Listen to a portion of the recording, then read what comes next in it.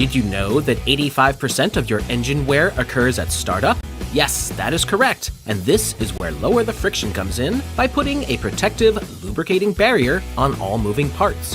This now gives you full-time protection to make your engine last longer, run smoother, give you better performance, and improved fuel economy. People across the country are reporting some very exciting results. Go to lowerthefriction.com, place your order, and enter in promo code SOS to get 5% off of your order. That's lowerthefriction.com.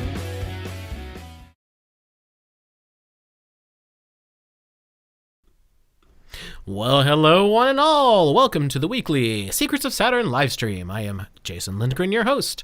Joining me tonight are the one and only Wayne McCroy, Croachable7, and the great Baldini. For anybody who doesn't know, it appears that the YouTubes went down for a short while, and I saw panicking at the disc over that, but we appear to be on now. If anything screwed up, by all means in the chat room, let me know. Hopefully everything is working well in the home of Gravy Jesus tonight. I see a strong signal and all that good stuff. So let me know if anything's messed up. If not, we shall proceed. Anybody got any opening things they want to talk about before we get into tonight's document, which is titled Rebooting Democracy? Seems an appropriate topic right about now. Oh, yeah, it's definitely an appropriate topic right about now, because that's basically the big news all over the place right now, is this whole election fraud thing. Yeah. And let me just give you a little hint here, folks. Every election is fraud. So, right, you know. yeah. Wait, what? It's not a shocker. All right, good night, everybody. We've done all And that's it. Have a good one. Thanks and good night. Yeah. We're done here. And we've got some robust documents to prepare. Oh, we sure do. In case you're feeling underbanked and anti-fragile. Yes, we can't have any anti-fragility here. That's for sure. That's for sure. Well, guys, before you jump in, I'm going to mute out for about 10 or 15 minutes to get my video all queued up so I can get the show out by midnight. So I'll be back on shortly, okay? Oh, by the way, we didn't get a link for this document for one and all. Would anyone like to do that while I start? Actually, I think Wayne just sent it to me. Let me see. Here, I got it. I'll put it in there. Well, you have a link to somewhere out in the World Wide Web? Yeah, Wayne always sends me that. There it is. It's in chats. Actually, someone should test that because I didn't click it. Well, let's find out. Somebody click on the link and let us know if it works, please. No, it does not. So we need an actual location for where it is out in the universe there. Yeah, see, here's my thing. When I find these documents, I just snatch them up in PDF form and download them so I have a record of them. So I'm really not 100% certain where it came from. If I had to guess, though, I would say go to AtlanticCouncil.com and try on there. All right, let me get it for everybody. Rebooting All right, I'll Democracy. be back in Here about we 10 or are. 15, guys. All right, Bird Guy will be back. Let's see if this is the same one. I'll make sure we're on the right page here. This is Guide to Reinventing Politics. I don't think that's it. Nope, that is not it. All right. It should be called Democracy Rebooted: The Future of Technology in Elections. Democracy Rebooted. I got it. Yeah. You found a link? There it is. Yep. Here it is. Yep. Atlantic Council. All right, let me get that. That is I working. got it. Okay, it's in good. the chat. Yep. All right, ladies and gentlemen. So here is for you guys. I'm probably going to be reading a lot tonight, so if I miss questions, maybe someone else can catch it for me. Let's put it in the D Live. Hello, D Live. By the way, did you enjoy the show with Big Bear this week? What? You didn't know? Big Bear was on Crow 777 this past week. Check it out. It was a great conversation. That's grisly. Waha. Jokes aren't going to get any better. Unbearable. Wah, wah. That big pause there. Oh, here we go. And maybe we should I think address the there's a election clause stuff in for your 2 seconds, by the way. contract for Right now, you are indeed, to my knowledge, you are seeing the entirety of the mainstream media bullshitting the world. Because as far as I understand it, from what I've been able to find, the election has, in fact, not been decided in any way, shape, or form. That's correct. And they are fact, telling you, all the mainstream networks, that's the lefties and the righties, the CNNs, the Foxes, whomever, it doesn't matter. They are all telling you that Old Sniffer won. Old Sniffer did not win. No one has won. And encouraging, saying it's silly that anyone should investigate the idea of fraud, and which is remarkable since there is fraud in every election. Well, that's beside the point. Just addressing So it's this like, current don't situation. Don't look.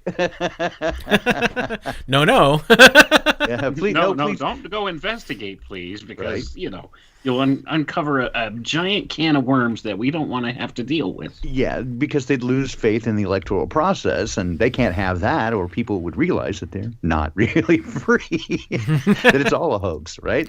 And in fact, we talked about this, did Rose and I, on Poppycock Report yesterday, indicating that, of course, all the media is doing that, and yet, in the midst of all these articles about how you shouldn't believe anybody, it's unfounded accusations, and there was somebody arrested in Atlanta for 134 counts of election fraud. Unbelievable. Oops. And that's just one person. So I was taking a look today. In fact, there was I was kind of just looking at a bunch of different things, but Paul Romano from Pockets of the Future did a pretty good. He did a pretty good analysis on a reporter's breakdown of the numbers, and the numbers certainly do indicate definitely outliers. Let's put it that way. I won't get too much into it, but it's the information certainly out there. We can talk about it a bit more later on in the program. But some of the numbers are certainly outliers, especially in what would be the most hotly contested areas. If those numbers, if they just threw them all out, right, just said, okay, all of these suspect ones from both sides were taken out, it would turn the results dramatically. In fact, it would make it a very clear victory for the Republican Party. Now, again, I don't support either one, and I think the whole thing is a fraud. And Ceiling Fan Man and I have talked at length about this before it ever started, what the potential of the script looks like, and so far it's following very closely to what we anticipated. So, and it's not that we're psychic; we've just seen this stuff before, and they've been telling us the whole time what it looks like, and in the media what we should expect, and you follow the trail, follow the breadcrumbs, and and there you go. So.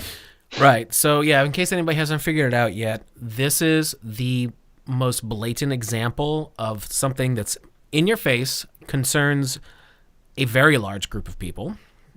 Most people, I would say, at least in the Western world especially.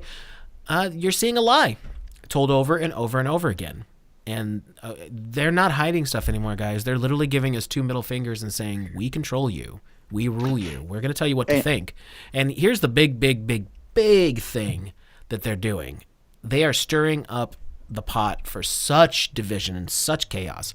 And here's why. If after the election it had gone to Donald Trump, as it probably actually is going to, okay, the blues would have gone bonkers, and now they'd start to settle down. They'd just be doing what they did last year, screaming and yelling and hollering and crying and doing what they do, asking for a safe space.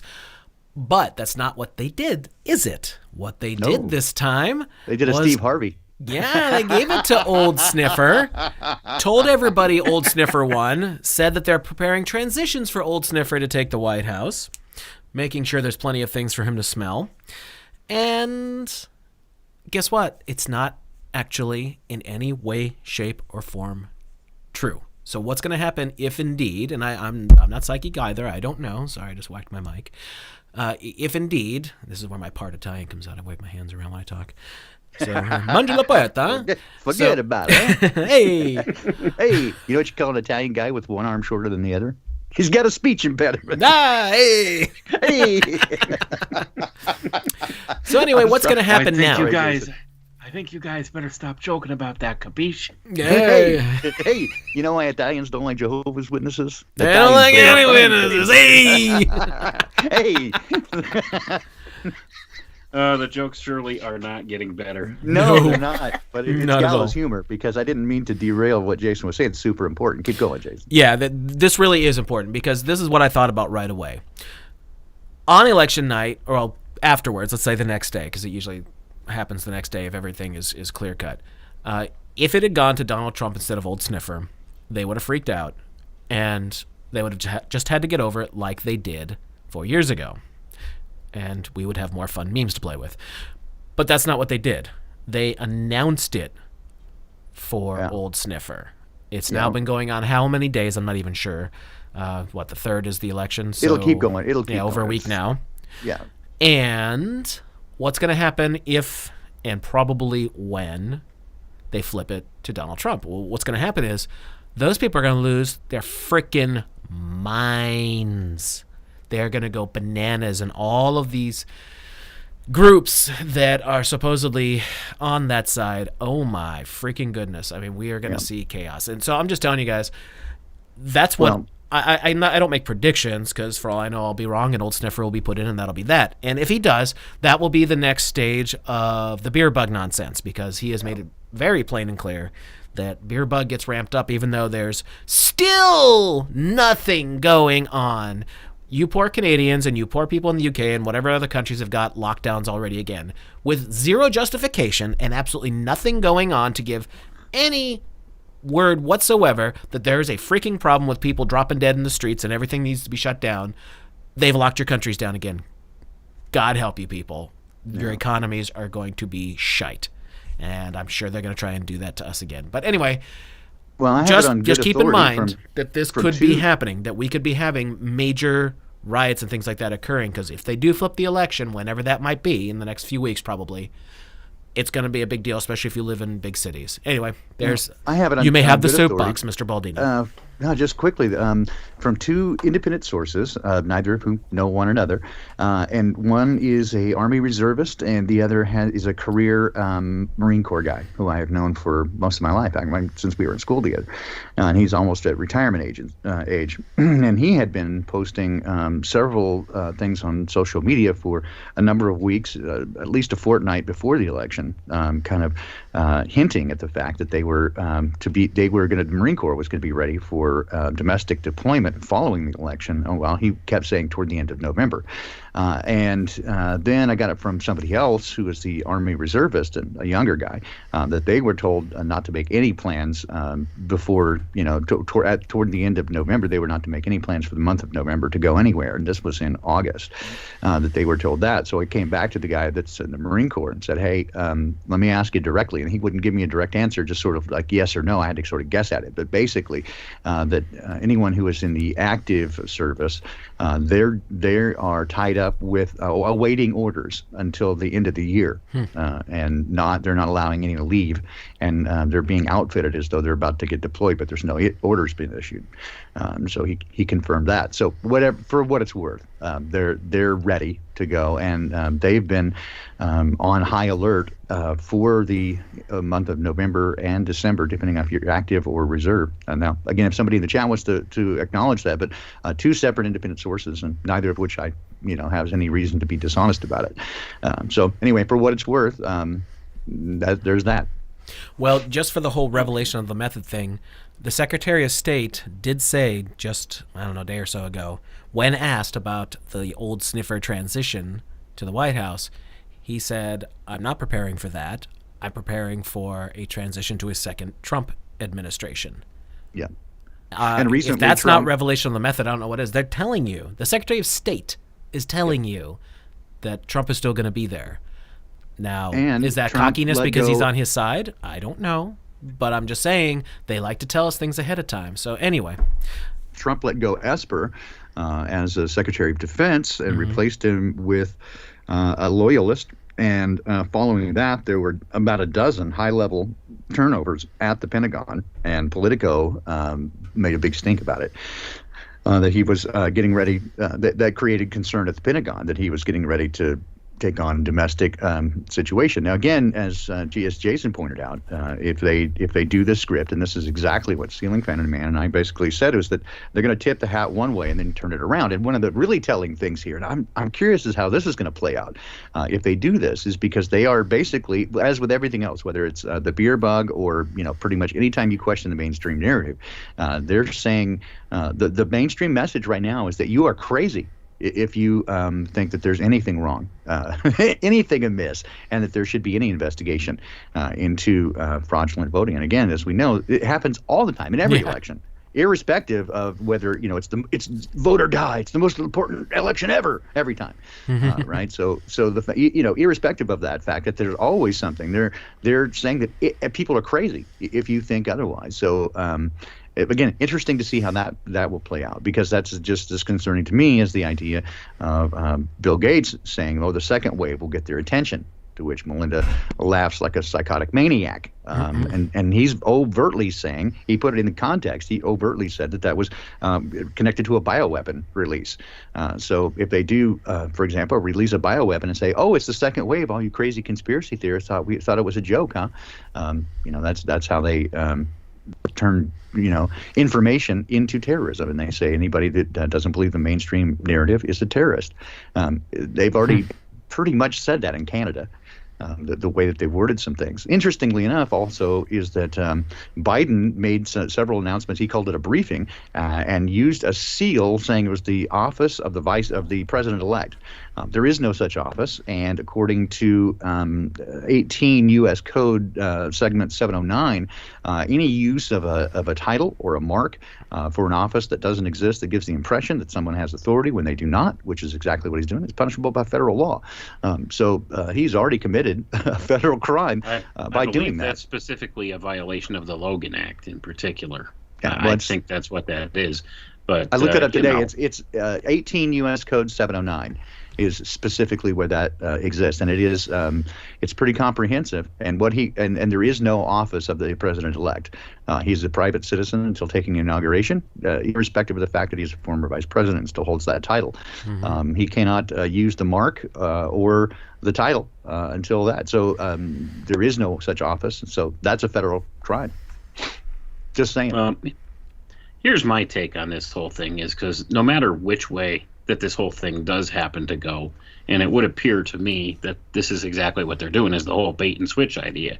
They're telling you Sniffy the Wonder zombie out there is winning the election. Literally crapped his pants in public 2 years ago, right? So yeah. So anyway, they're telling you this guy wins the election. I think they're going to do the double reverse, and then all of a sudden, all this stuff is going to actually come out that, lo and behold, there is some fraud going on with the election, and Trump will win the Electoral College vote and have a second presidency, or a second term at presidency, I should say. Right. But, here's the other thing, and this is where it gets a little insidious, is because if it does happen to turn the other way, and they do get away with sneaking Biden into office, then what's going to happen then is they're going to stage some violent events and blame them on right-wingers and Trump supporters, and then they'll roll out the whole martial law idea and say, see, or either that, or if they don't do the violence thing, the false flag violence thing, or should I say the disingenuous banner,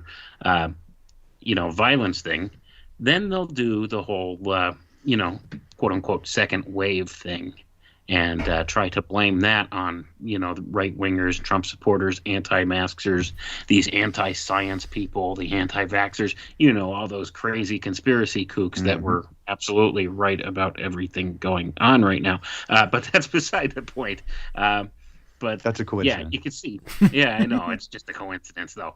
But that's exactly the tact that they'll take with that. If they do happen to get away with pushing this through. Because here's the thing. I live in Pennsylvania, okay? And I'm sorry. Yeah, battleground state for sure. But here's the thing, okay? Everywhere you go in Pennsylvania, you see at least 5 to 10 times as many Trump supporters as Biden supporters everywhere. In fact, Biden had a rally just locally here in the back mountain, the area where I live, just a couple weeks ago. Biden had a 5 rally. empty Jeeps? No, here's the thing. He actually got friggin' Bon Jovi to come. And that was the only way he could get anybody to show up. And you know who showed up? Trump supporters. More Trump supporters showed up than Biden supporters. Wow. Yeah, but he got friggin' Bon Jovi just so he could get some people to turn out. Wow. It's crazy. Yeah, I saw a bunch of videos that showed, his car rallies, his drive-through rallies, but they were all parked, all empty, and they were all brand new Jeep brand vehicles. And he has a contract with Jeep, so that's a weird coincidence. Weird coincidence, right there. Yeah. But yeah, I don't know what to tell people if they really look at this whole election thing and think that any part of it is genuine in any way, shape, or form. Like top to bottom, all elections are fraudulent. To begin with, because we're not really given a choice. And, the example I like to give in this case is, okay, in the beginning of the election season here, during the primaries, the Democrats had 27 choices. Yep. And in the beginning, the grassroots Democrats, they were excited about guys like Bernie Sanders and that Pete Buttigieg and, what's the other one? that Gabby, what was her name? Oh, Tulsi Gabbard, yeah. Mm-hmm. Yeah, Tulsi Gabbard, that one. I don't know why I called her Gabby. Same difference, whatever. Yeah. But anyway, there were people all excited about these candidates. Biden never did better than 5% in the primary. Yeah, precisely. That's the thing. But guess what? They got stuck with good old corn pop, didn't they? Yeah. So, and then should tell people something right there about the whole election process. And his Veep pick never got more than 2%. I mean, she was never even on the radar, other than being unlikable. And it was the same, but it was the same with Trump in 2016, right? He was the least likable of all the Republican potential nominees, and yet and the most vilified in the media, and yet he got the tip. How does that happen, right? Nobody wanted him. So again, the proof positive that people don't have any influence at all. In fact, even when Bernie Sanders did the last couple of cycles, when he did generate some enthusiasm, he got shut down by his own party twice.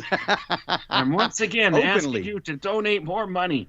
Yeah, to those I told you not to trust. Yeah, exactly. So, yeah. This might be more revelation of the method because, let's just be blunt here. Old Sniffer is called that by me, and I got that from, well, I made it up, but anyway, he's called that because he's on camera over and over and over again being a child molester. I love the hypnotized hardcore lefties who defend it. No, these beefs explained that. That's been debunked. He just was talking to them. And then I showed pictures of him, like video of him literally sniffing a baby. And I'm like, what conversation are they having? The most intelligent one he's had in a while. Yeah. The poor guy just loves shampoo, guys. I mean, what could you say? Yeah. Gee, your hair smells terrific. Yeah. That's his favorite shampoo. So That this was actually seems a to be brand the back in the day. controllers literally, once again, giving us two great big middle fingers and saying, you just voted for a pedophile. Yeah. Essentially, yeah. Yeah, But- because let's not forget that Trump is very creepy even with his own daughter. And has had numerous photographs taken of her in very, very creepy poses. It's a little odd. And It's a little yeah, odd. and has said if she wasn't his daughter, he would date her. He did say that, from what I Yeah, understand. Did say that. I saw the clip. Let's make no mistake that he's no I call him Cheeto Jesus.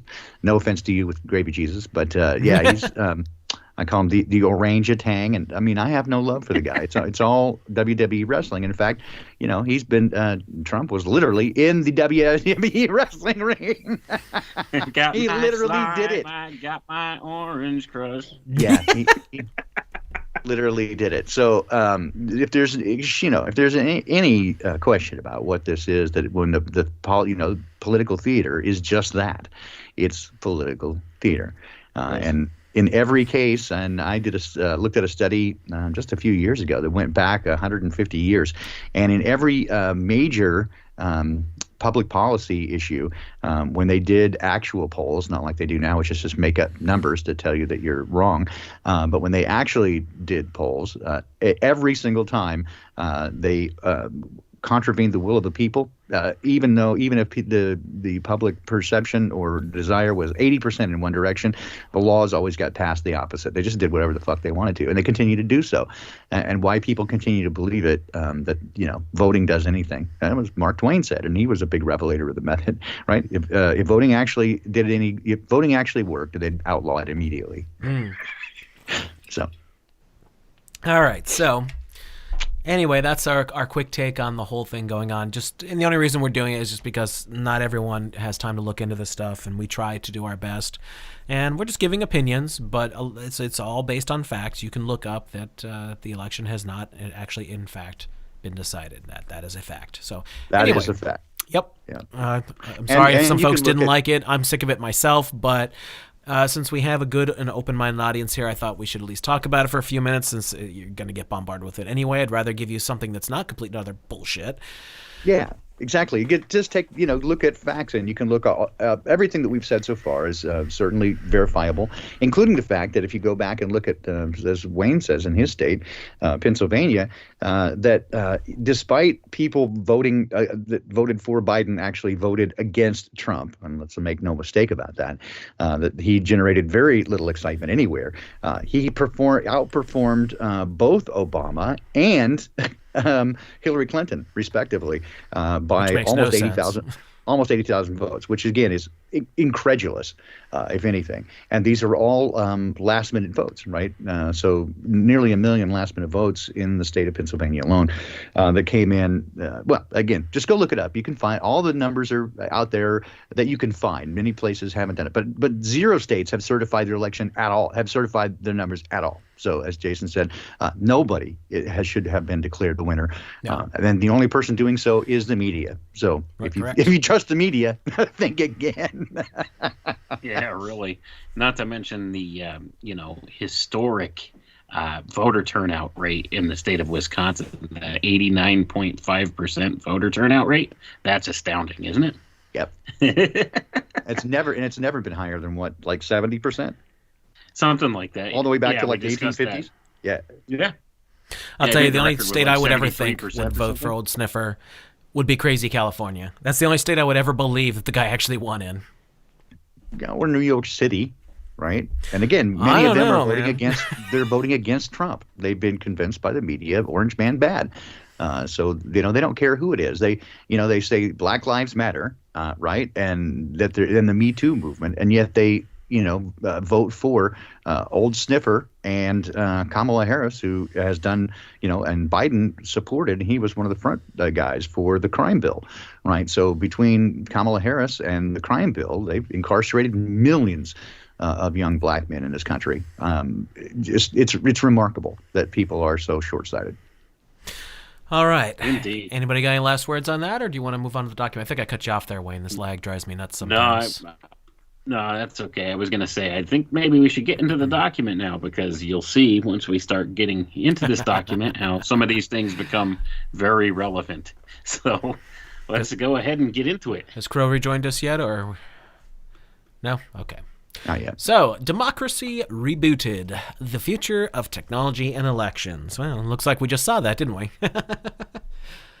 Okay, the acknowledgments. Let me make this a little larger because I can't see it very well. Yeah, that's the joys of getting older.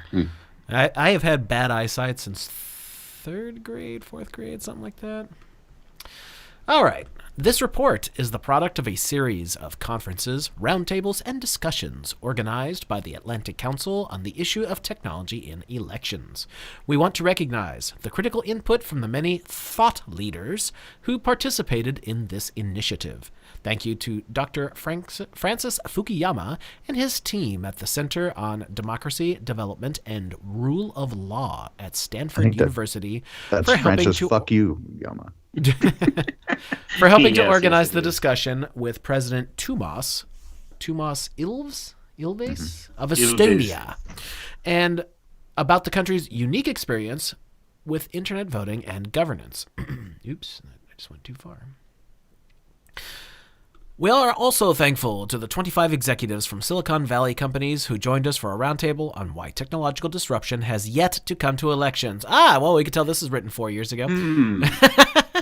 At our Washington, D.C. conference, we are hugely appreciative of the participation of extraordinary speakers, including former Secretary of State Madeleine Albright, former Deputy Secretary General of the United States Lord Mark Malach Brown, CEO and editor of the FP Group David Rothkopf, well, there's an interesting character, and Vice President of Public Policy for Google Susan Molinari. This paper was produced as a joint effort bridging a number of Atlantic Council centers, thanks to the Strategic Foresight Initiative's Senior Fellow, Peter Engelke, and Assistant Director, an Indian name, Aparajitha Vadlamanati, for their help curating an excellent event in Silicon Valley. All right, you know what? I'm going to stop with the names because this is driving me nuts. All right, special thanks to generous support for this initiative from Smartmatic, without which this would not have been possible. Get your dishes clean with Smartmatic. All right.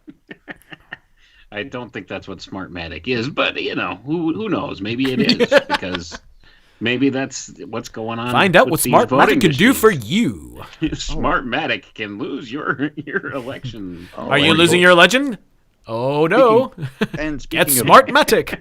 yeah, speaking of voting machines, anybody remember in 2000 the Diebold testimony? I do. Yeah, 2000. Wasn't that the one that it took them 37 days or something to determine the outcome of the election? Into And December. they came out and did the same thing, declared Al Gore the winner, and then, the lefties all freaked out when they wound up giving it to George Bush in the end. Yep, I remember that. Yeah, it Well, they gave sounds it to familiar. all, they I gave think it to we've all done of this. us in the end is actually what happened. Yeah, that's exactly what happened. But here, just to put a little emphasis on a couple of things here. We are also thankful for the 25 executives from Silicon Valley companies who joined us for this roundtable on why technological disruption has yet to come to elections. That sounds a little suspicious right there, doesn't it? Let's get together a bunch of these computer guys and try and figure out why hasn't technological disruption happened yet during the elections. Moose and squirrel. Yes, moose and squirrel. Russia. This sounds like code talk to me. This sounds to me like they're kind of putting their intentions out there in the standard way they do this. So let's talk about this thing. Why hasn't this happened yet? We're concerned that it will happen. That's code talk for we want this to happen. So that's kind of what we could see there. And then if you're looking at some of these speakers, Madeleine Albright, former Deputy Secretary General of the United Nations, Lord Mark Malach Brown, CEO and editor of the FP Group, David Rothkopf, who, by the way, guys, if you're not familiar with David Rothkopf, quite a few years back now, he wrote a book called Superclass, where it basically discloses that there's about 6,000 people overall that run the world. And, he makes no bones about that this is the super class. This is the ruling class. These are the elites who, rule over you and decide all the events that happen in the world. So that's who David Rothkopf is, if people want to go look him up. Vice President of Public Policy for Google, Susan Molinari. Why does Google have their hands in everything? What does Google have to do with an election? It should have absolutely zero to do with an election. But guess what? That's not the case, is it? No, they're the ones that actually spread the bullshit first, if I understand correctly. Ta-da! There you go. There you go. Winner, winner, chicken dinner right there, Jason. You got it. Oh, and let's not forget Dominion voting systems. Dominion. Dominion. Yeah. Smartmatic. Ask your doctor if Smartmatic is right for you. Get Dominion, and we can flip any election. Yeah. All right, let's get to the forward. From small startups to major corporations, technology has disrupted and revolutionized business, civil society, and our daily behavior. Technology has infiltrated the most ordinary tasks, like calling a taxi, and created extraordinary possibilities, like students in rural villages streaming classes taught a world away. Oh, that sounds familiar. As both consumers and citizens, people have come to expect the world to keep pace with modern technology. Yet elections remain relatively untouched by technological advances. Oh, this document's poppycock. While some countries seize newly available electoral tools, many remain wary of them. Governments and electorates are grappling with how to embrace the digital age and its benefits while maintaining integrity and legitimacy, ensuring strong democracies. The Atlantic Council believes that technology's forward march is inevitable, and its use in elections will accelerate. Our role as a policy think tank is to ask how best to ensure that its implementation in countries large and small enhances access, expands participation, and strengthens democracy's credibility. It is credibility.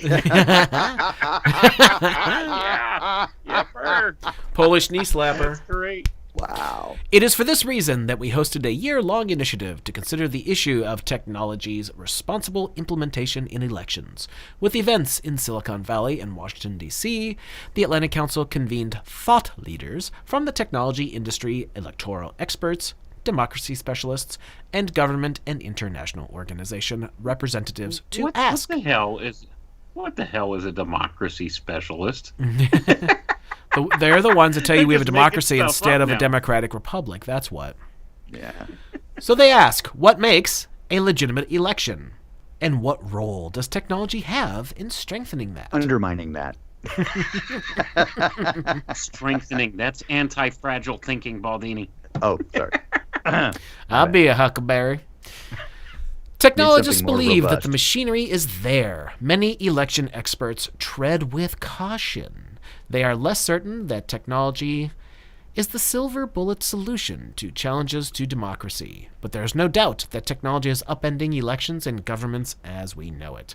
In fact, many aspects of elections readily accept technology to register voters and map out polling stations, but the casting and counting of ballots remains an outlier. It is clear that there are pathways to responsibly using this technology as a means to address many of the obstacles in the electoral process.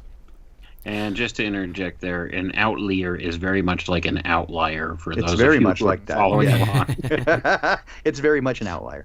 But yes, the means to address many of the obstacles in rigging the electoral process. Essentially. Yes. We have the rare opportunity to proactively and strategically engage this technology and ensure that its implementation strengthens democracies. Again, ladies and gentlemen, for those of you who aren't aware, the United States is not a democracy. No, it's actually a corporation now, but that's beside the point. When it was set up, it was a democratic republic, not a democracy. Representative republic. Yes. Democracy is... what do you call it? Mob rules. That's the best way to put it, I guess. Democracy that's the simple is one version. step away from. Democracy is always historically one step away from socialism, which is always also historically one step away from communism, which is also further one step away from fascism. In every case that's ever happened within the world, in the history of the world that we've seen. And, you know, people will argue, oh, well, what about like Denmark and, you know, those type places? They seem to have socialist governments that work. Do they, though? Do you know how much taxes that they pay over there? Like 54% Do you know of how some obscene amount? unsustainable that it really is? What was that? Like 54% or something like that. It's like some It's obscene. higher than that. It's more than 65 in some places. It's crazy. It's 70 plus, and actually, when you figure it all down, when it all boils down. And when you add all of that, everything in, yeah. Where do you go from there, by the way? Like, when you have taxes that high, like, how much are you taking home out of a paycheck at that point? Well, that's the whole thing. I mean, you get your monthly check from the government. That whole idea of a basic universal income. Yeah. You get a monthly check from the government, and then whatever you earn with your job, they tax the crap out of it, and whatever you have left over is what you keep on top of your monthly stipend from the government. But that form of government is not sustainable because it does not keep wealth in the coffers of the people. It all goes to government. So that's the whole thing. It's not really an ideal system when it comes down to it, even though they do have a higher happiness index there from what I've seen. They have happier lifestyles because, they could go on vacation for 3 months out of the year and stuff. But that all comes at a price to your freedoms and stuff like that. In order to have those types of benefits, just look at how much of your labor and stuff is going to somebody else, is going to government to be redistributed. So that's exactly what's going on. So why would you be productive or any more productive than what you absolutely have to be to just minimally scrape by? See, that's the thing. It de-incentivizes people from being creators or being creative or trying new things. And I think it was Huxley who introduced the idea of people that love their servitude. Well, when they ought not to enjoy it. No, they love it. Now, where's my tea? Yes. We live in a time of increasing distrust between citizens and their governments. Oh, wait for yours. No kidding. Technology can play a critical role in creating a more transparent, inclusive electoral process. Well, we got to have inclusiveness. To do this, technology leaders must reach out to key societal validators and stakeholders to forge partnerships designed to enhance democracy's credibility. This report outlines some of the ways technology can do that. The enthusiasm shown across industries for this initiative demonstrates a larger need to bridge the tech and policy worlds. Too often, Washington and Silicon Valley allow their geographic distance to be reflected in their work. The issue of technology in elections should provide the occasion for a symbiotic partnership to create tools to promote transparent, engaged, thriving democracies, except when you shut the economy off. Those are also known as technocracies. Yeah. The Atlantic Council's mission is to promote constructive leadership and engagement to create solutions to global issues. This paper puts forth policy recommendations that do just that. By establishing international guidelines, producing critical research, and strengthening independent electoral bodies, governments and their voters can look forward to elections serving 21st century democracies. Also known as tyranny. Yeah, technocracy. That's exactly what this is talking about. That's what they're reaching for, because they're talking to these technology creators to create this bridge between technology and the governance structure. This is a setup. It's saying right here, the issue of technology in elections should provide the occasion for a symbiotic partnership to create tools to promote transparent, engaged, thriving democracies. That's technocracy, folks. That's what it is, plain and simple. They want to put the machines in charge of doing this stuff. So, that's crazy. But that's exactly what they're doing.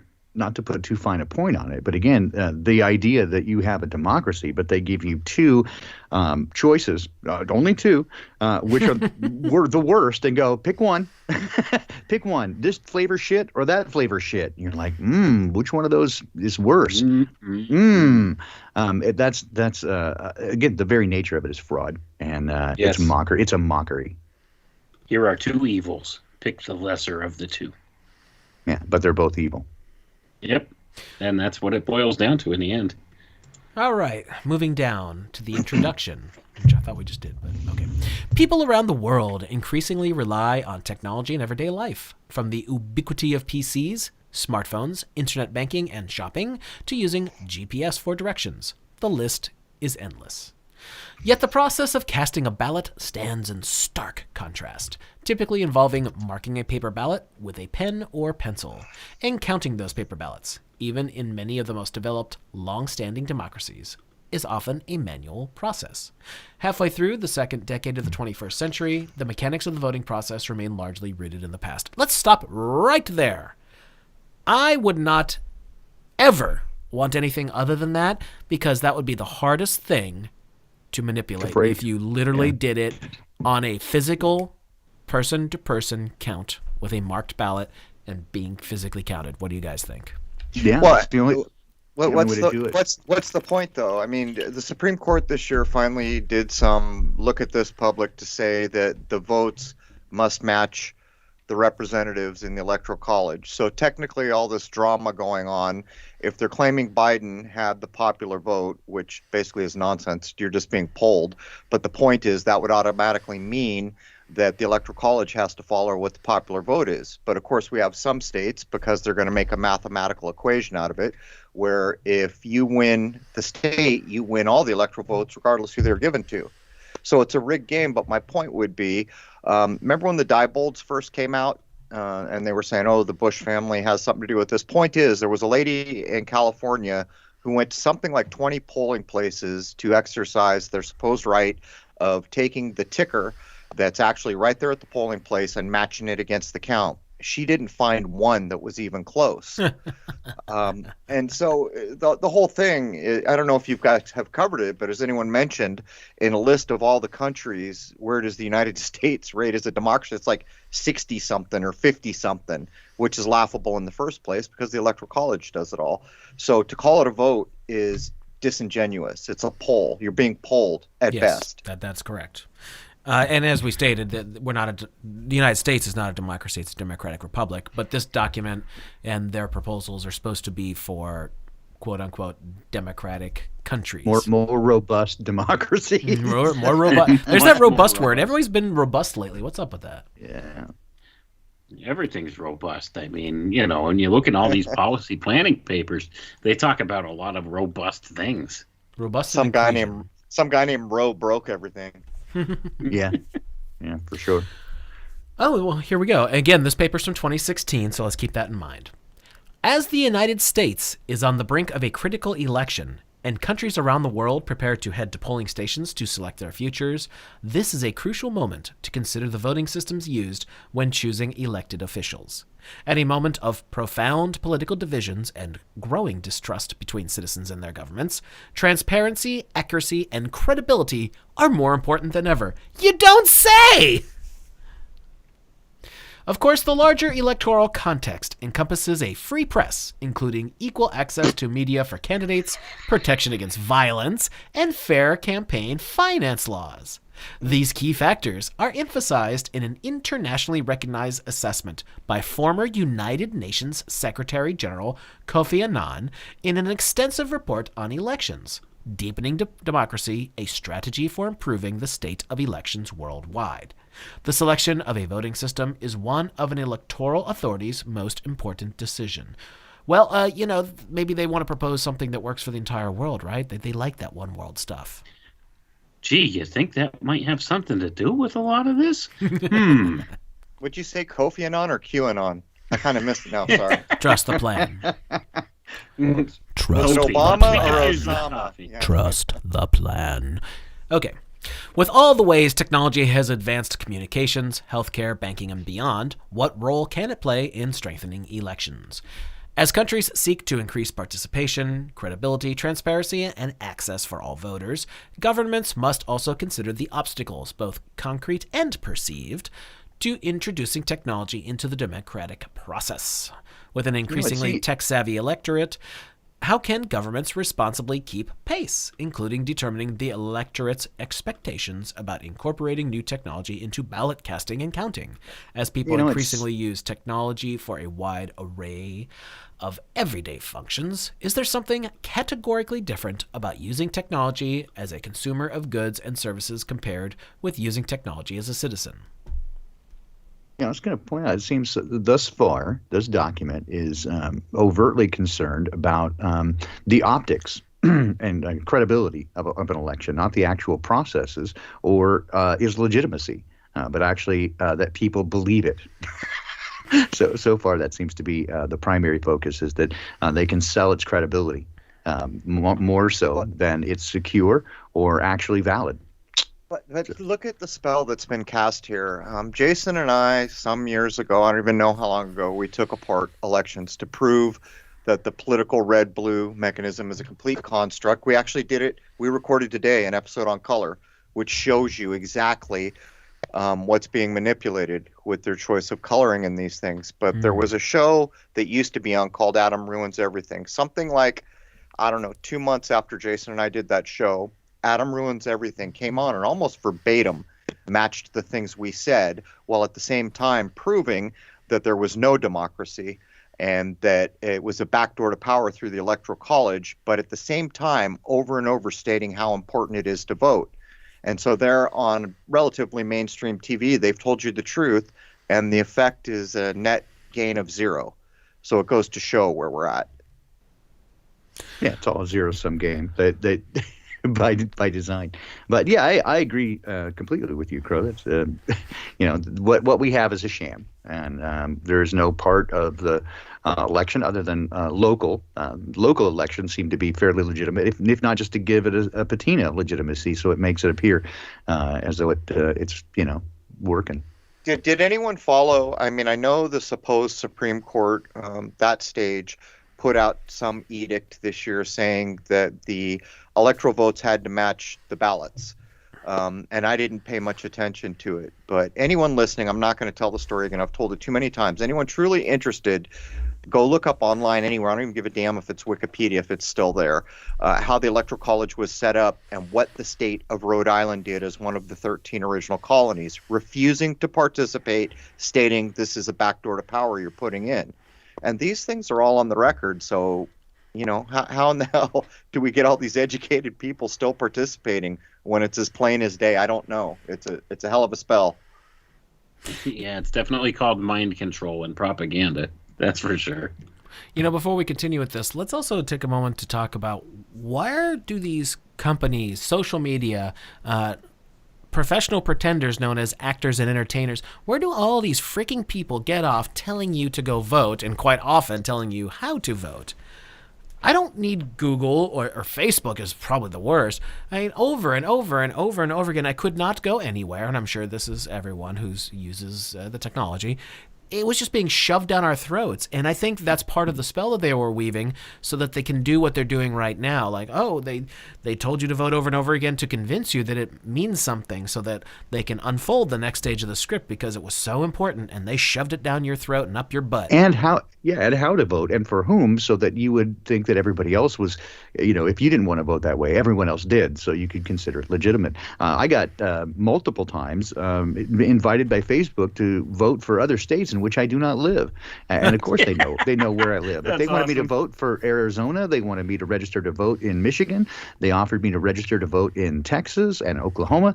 There was about 9 different states that they offered me to vote in, but Arizona was the number one out-of-state place that they tried to get me to register. Did you contribute to the drama for this upcoming, all the legal spells that are going to get cast here? This is all really done by inches, and it reminds me of the episodes Jason and I have done on Tavistock and the Frankfurt School, where I forget the dude who said, I could control the world instantly, just give me control of television and radio. And so when you see this done by inches, a good example is to look at actors. Back in the day, that the word actor was known to be from the Greek hypocrites, which is a hypocrite, and they were not respected. If you were an actor, you got zero respect, even though people showed up to watch you. It was because you were duplicitous. They couldn't tell you were two-faced. Is this person acting, or is that really the person I'm talking to?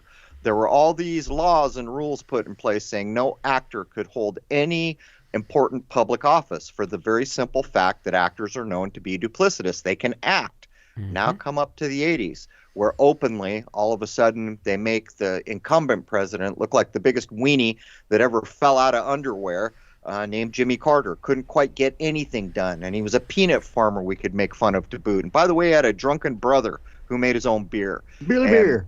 And now we got Ronbo. That's what they called him. Remember, Rambo had come out, and there was all this to do in the Middle East, so they had all these buff pictures of Ronbo pumping him up, and lo and behold, everyone was fine with an actor from Hollywood being the supposed commander-in-chief. So you can see how this is done by inches, and how the things that used to guide us in a more natural way have been lost by the wayside. Yeah, the occupation of an actor was considered scum, right, for generations. Now, of course, Hollywood, you're supposed to take them seriously and do whatever they tell you, and they're going to tell you they don't have any respect for you. And they're paid, but think of this too. They're paid better than everyone else. They get free transit around the world. They don't really need passports. They jump on private planes. They're in like a class of their own. It's gone so far in the other direction. And if you measure it by a naturalistic view, which is how we know usury is wrong. You see, we know a bear or a deer can have babies, and that's normal because the natural world proves it. But a gold coin starts having babies, and that is unnatural. That's the devil's work there. That's how we know usury is not right. And yet we can't use these same measurements. What is the thing created by an actor that gives something beneficial to the world? And so we've lost all the benchmarks. I mean, if you want to call entertainment a benefit, I guess you could go down that road. But nothing concrete is offered the world for such a lofty paycheck and privilege. Just to put a fine point on it, if anybody hasn't seen the TV in the last couple of months, I'll tell you in a nutshell what you've been missing. Wear a mask, get your vaccine, and get out and vote. Yeah. And to Crow's point, amusement, the etymology of that literally is to have your brain turned on. Muse, the inspirational thought, musement, the activity of that, and a in front of it, without. So without any inspiration, without thought, without spirit, amusement, you're dead inside. So just going to put a fine point on it there. Words have meaning. Well, this whole thing with these private corporations, as they like to remind us so often that they are private corporations, hence you have no free speech there, where the hell do they get off telling us that they now want to participate in all the crap that's going on in our lives? No. You're a private corporation. Keep your thoughts and opinions to yourself. Thank you very much. All right. The Atlantic Council, led by the Adrian Arsht Latin America Center, the Strategic Foresight Initiative, and the South Asia Center, recently hosted a series of events bringing together international leaders and experts in the fields of democracy, policy, civil society, academia, and the private sector to delve into these questions. The first event, held in Silicon Valley, California in September of 2015, featured President Toomas Ilves of Estonia describing how the widespread use of technology in all aspects of e-governance in Estonia enhances his country's democracy, laying the groundwork for implementation of online voting a decade ago for national parliamentary elections. President Ilves engaged in thoughtful discussions with industry experts. First, with Dr. Francis Fukuyama moderating a public event at Stanford University, and later at a private dinner hosted by the Atlantic Council. These events brought together leaders from the policy community, election experts, and academia alongside executives from innovative technology companies including Facebook, Twitter, and Lyft, to contrast how technology has radically changed the way society carries out daily functions and the need to bring election technology into the 21st century. Isn't Lyft another Uber company? It is. Yes, Lyft is just like Uber. What the hell are they doing there? Spending money. Pretty much, yeah. You got to look at companies like that as well, because you got to figure they're just a front company for some other major corporation when it comes down to it. So, that's basically just a way to transfer funds into somebody's campaign or something of that sort in kind of a more secretive type way. That's the thing. I would bet you if we actually look up Lyft and see where it actually comes from, who owns it, it's probably just like a front corporation, a corporation owned by some other bigger corporation. In my view, I think that's probably likely what's going on there. So if you want to know where the money is coming from through Lyft and why they're involved with this, that would be something to investigate further. But Facebook and Twitter, I mean, those are your major social medias. So that that makes sense on the Facebook. Right. Yeah, absolutely. So it occurs to me now that I'm thinking about this episode, it would almost be a bigger service to simply break down the words.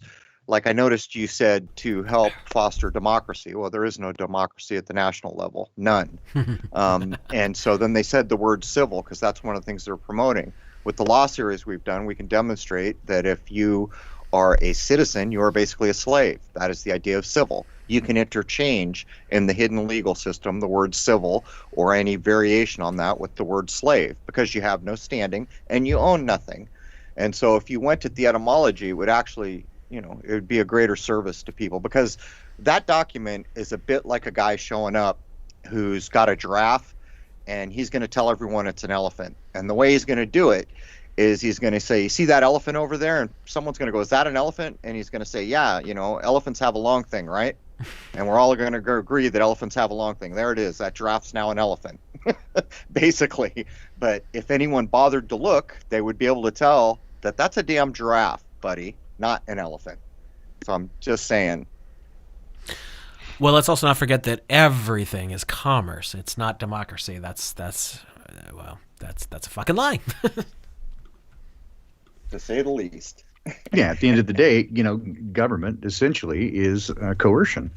Ultimately, I mean that's its function. Whatever is assigned to it. Prove it. Break the word down. It tells you. Yeah, govern to control.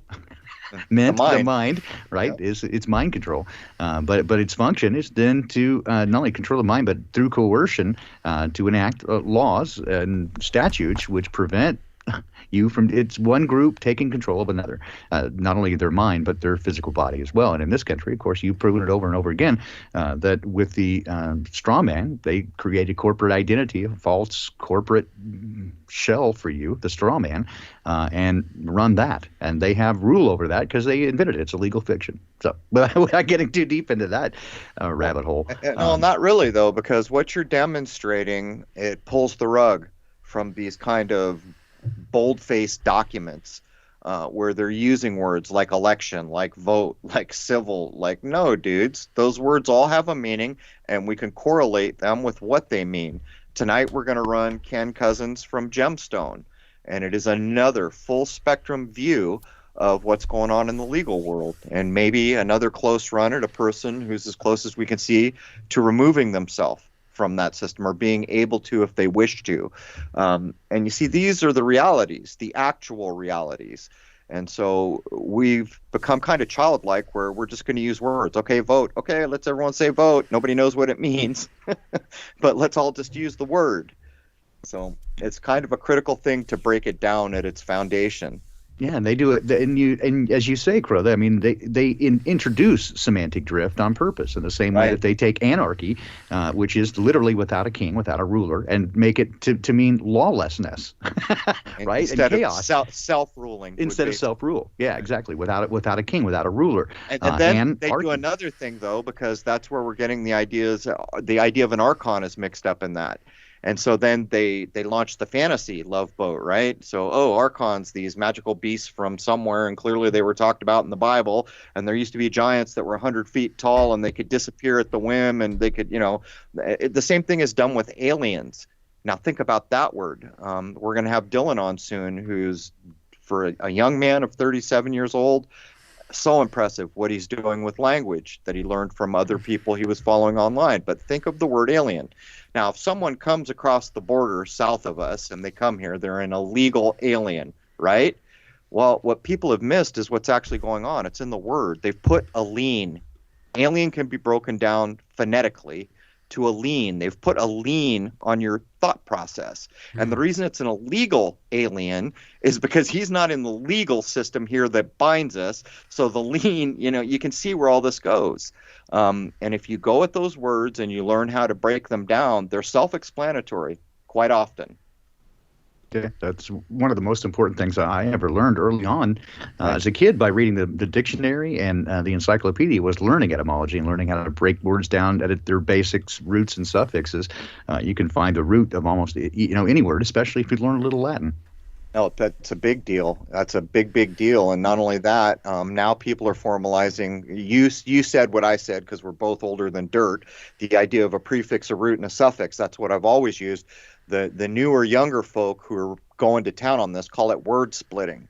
And they're formalizing what I always said was sounds like, can be like, or sound like, is like. They call it phonetics. And, of course, they bridge it back to Phoenicia.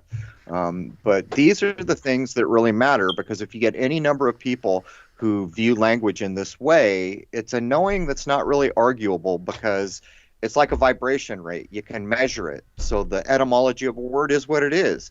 Even if we take it to mean something else, it's still there. All right. Shortly thereafter, the Atlantic Council hosted a conference in Washington, D.C., involving a series of discussions with international leaders and experts.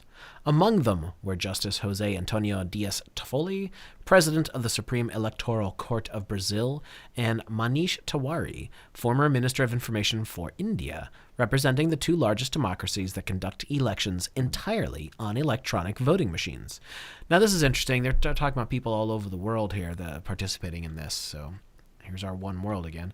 Tajuddin Ali Dayabakti, Deputy Director of the Electoral Assistance Division of the United Nations. Well, there you go. I spoke too soon, right? And Matt Masterson, Commissioner of the U.S. Electoral Assistance Commission, also shared their expertise.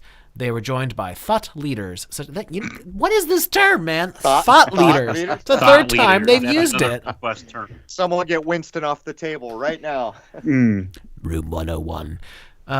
They were joined by thought leaders such as Britain's Lord Mark Malloch-Brown, former Deputy Secretary General of the UN, Bill Sweeney, President of the International Foundation for Electoral Systems, and David Rothkopf, CEO and editor of the FP Group, for a morning-long discussion. Well, good for them.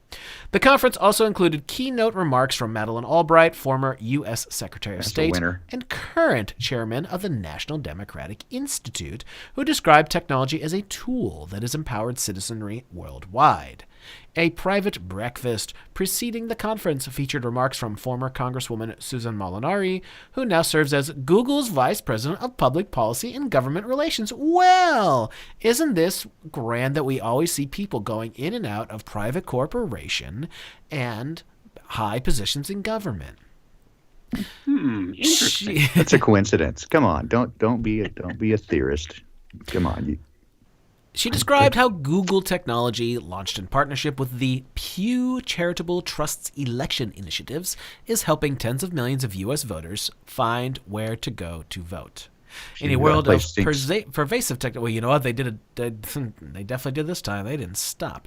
In a world of pervasive technology, she spotlighted the frustration that if you aren't within 4 blocks of where you live, you can't vote, but in a war-torn country, you can still use an ATM. Issues of trust and access dominated these discussions. Panelists grappled with big-picture questions of how technology could impact the very makeup of government, to issues of implementation concerning cost and infrastructure. The overarching consensus from the Atlantic Council events is that the time is ripe to reboot the conversation about the future of technology in elections. Participants, the reboot. Yeah. They'll give it the boot, right? Is that like a great reset? Just like it. Can I just get new soles on the boots I have? Get a new sole, a rubber sole. Oh dear. Plastic sole, man. Participants emphasized the chasm between the ubiquitous use of technology in people's lives and the need to align and integrate the voting experience with the modern world, including bridging the generational gap. This report is a result of the findings of these events, together with a snapshot world tour of a range of countries' experiences. The paper culminates with recommendations to advance the goal of enhancing and modernizing the electoral process for voters worldwide. All right. Worldwide. Wow. Questions, comments, Voters criticisms, worldwide. complaints. Bullshit. Yeah, I mean, again, so far they've spent a great deal of time talking about how to make it seem more legitimate and looking at the optics of making people trust the process rather than actually improving or legitimizing it. So nonsense. Let's ask the foundational question. So if the UN is so invested in all this democracy everywhere, how can they exist as a body that's unelected by anyone that would be affected by a so-called democratic process? We could ask the same thing of the European Union. You see, who's the supposed the body that elects these powers that make the dictates? As a matter of fact, I'm sitting here in the U.S. and maybe the only podcast I know of that's serving my own audio for the simple reason that everyone out there using a streaming service, as we all need to deliver things like podcasts and video, are under EU guidelines. And I said, the hell, I'm under EU guidelines. So you can see how simple it is even just to ask a simple question and understand the nonsensical nature of any of this. All right. Next up is technology in the election process. It seems like no industry has escaped the impact of the technological revolution, yet elections remain an outlier. While some countries have incorporated the newest technologies, others carry on with the pen and paper of centuries past. Certain areas, such as voter registration, have benefited from a greater willingness to use new technologies than others, such as ballot casting and counting, and letting the dead people vote. That's not in the paper, though. That's not in the paper. That's not in the paper. It's not in the paper. For anybody following along, once again, an outlier is very much like an outlier. Very similar. Online voter registration is more frequently available where self-registration is required. In the United States, online registration is growing exponentially from 2 states in 2008 to 29 states today. When Great Britain launched the option of online registration in March of 2015, over 2 million Britons registered to vote online during the 5 weeks prior to the deadline for May 7th, 2015 national election. In Great Britain, the age group of 25 to 34 applied online in the greatest numbers, bolstering the electoral participation of this chronically underrepresented demographic. Online voter registration has resulted in more complete and accurate voter rolls. An added benefit is the significant labor cost savings compared with handwritten paper forms that are often illegible and marred by data entry errors. Again, they're trying to really paint the picture that doing something that should be should have the most security to be not cheated. They want to say, "Oh, this is just so terrible. We need to get away from it." Just like we were talking about before the show, Jason, in regard to audio, right? What they've done over the last 30 or 40 years now is to try to make digital seem it's better. Analog is bad and digital good. In the same way here, analog, you're doing it by hand. How terrible! It needs to be digital. So it can be more robust. Well, it's like the conversation we were having before we got on about the little mixer that I got. Right, exactly. Like that's such a great analysis. Or, excuse me, analogy. Analogy. Well, and it's analogous. Right? And an analog. Doesn't all this need to go through the air for the coming age, too? It has to be digital. Well, that's true. That's true. Check-in at voting locations is beginning to move away from printing and assembling hundreds of pages of voters' lists to presenting poll books on tablets or other electronic devices. Smartphone applications show voters their polling station location. Uploading unofficial election results to government websites on election night has become common. You have no idea. You don't say. The process of electronically transmitting election results from voting locations to the central election headquarters to get a quick, unofficial count on election night is rapidly expanding in dozens of countries, including Albania, Ecuador, Finland, Panama, and Zambia. Indeed, speed of the vote count has proven essential to public perception of legitimacy, particularly in developing countries. Estonian citizens can vote online, which some countries aspire to while others remain deeply wary of. Accuracy and speed can be improved by using vote casting and counting technology, but universal implementation remains elusive. While approximately 1/3 of democratic countries are incorporating available technology into some piece of the voting process, others are shying away from doing so. The complexities and competing priorities of a country's political and cultural environment are critical factors when government decision makers grapple with available voting system options. I'm sorry, but the paper ballot is absolutely, in my opinion, the best way to do it. Yeah, well, you put it in a digital domain, and it's easy to hack. No one can prove otherwise. I think we should go back to black and white stones and a bowl in the room. I like it. That way you can literally get blackballed. There you go. But I thought I almost certainly heard Jason say Zambia earlier. Like, Yes. wait, that's where I live. They wear masks there. I live in Zambia. Everyone wears a mask there. All right.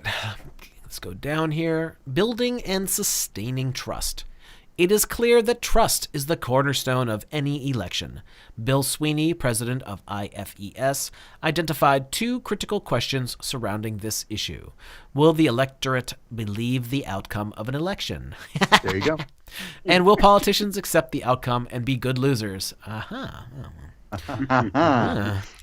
The volatile environment surrounding elections makes people wary of rocking an already precarious boat and stymies implementing sweeping changes. You don't say. Participants at both Atlantic Council events discussed trust differences between using technology as a consumer compared with using technology as a citizen. The consumer arena involves a private transaction of choice, whereas voters must use whatever technology and systems the government supplies. Lord Mark Malach Brown said people have detached elections from the rest of their environment and activities. The issue of voting technology is a public policy matter within a larger context of change. David Rothkopf, CEO and editor of the FP Group, opined that there is no political will to change the inner workings of how people vote. Introducing electronic voting incrementally via pilot projects to build trust and familiarity enhances the opportunity for success and acceptance by including political parties, civil society, and non-governmental organizations in the decision-making process. Governments can build a wide base of support, knowledge, and familiarity for these changes.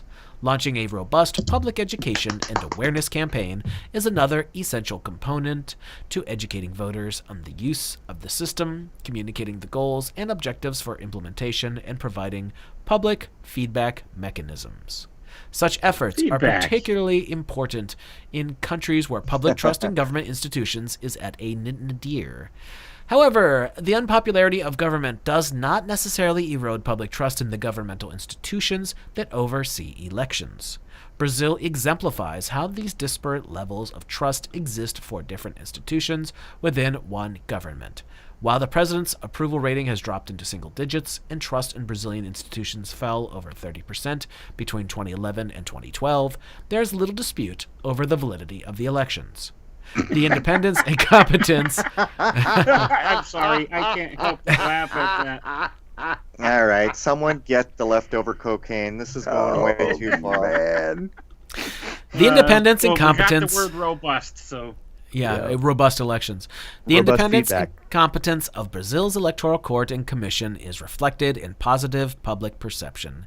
The integrity of electoral institutions is crucial to engendering and sustaining public trust and acceptance of electoral outcomes, and such trusted institutions have credibility when proposing the adoption of election technology. Credibility, that's all it's about. Yeah, so nobody trusts the government. His approval ratings are in the single digits, but everybody believes that he won the election. Oh yeah, that person won. Oh man, I guess if you're the only game in town. I'm sniffing it up. Well, that's it. There's that's no more Biden. leftovers. Yeah, That's where all the leftover cocaine went. Biden. There was leftovers. Biden Jr. Yeah. Yeah, young Biden. Oh man. Whose They're laptop both is sniffers. this? Yeah, they're both sniffers. Biden Sr. sniffs little kids, and Junior I'm sniffs. pretty sure. I'm pretty sure they didn't inhale though. Oh, dear. Haven't heard that one in a while. I feel your pain. She did, though. Oh. Oh, dear. It depends All right. on what the word is means. Yeah. What's your definition of the word is? Oh, dear. I did not. You know, if have nothing else, that guy relationship was very entertaining to listen to. Oh, dear. I mean, we know they're all full of shit. They're all full of shit. We know they're all full of shit. You might as well at least enjoy what they're saying. I mean, old Sniffer, I mean, he can't even form a coherent sentence. I know. Well, you know how to tell if a politician's lying to you. Well, his Their lips are moving. lips are moving, yeah. Wait a minute. Didn't George Bush Sr. instruct us to read his lips? Yeah. He did. Yeah. Yes, It's true. Yeah, read my In, lips. in Now, the era new of taxes. in the era of New church world lady, order. if I recall. Yeah. Weighing Oh, the dear. choice of voting system. Despite an impressive list of benefits, why hasn't electronic voting seen wider implementation? There is overriding consensus that voting systems must be reliable, accurate, secure, and meet established performance standards. Yet disagreement I think they just answered emerges. their own question. Yeah.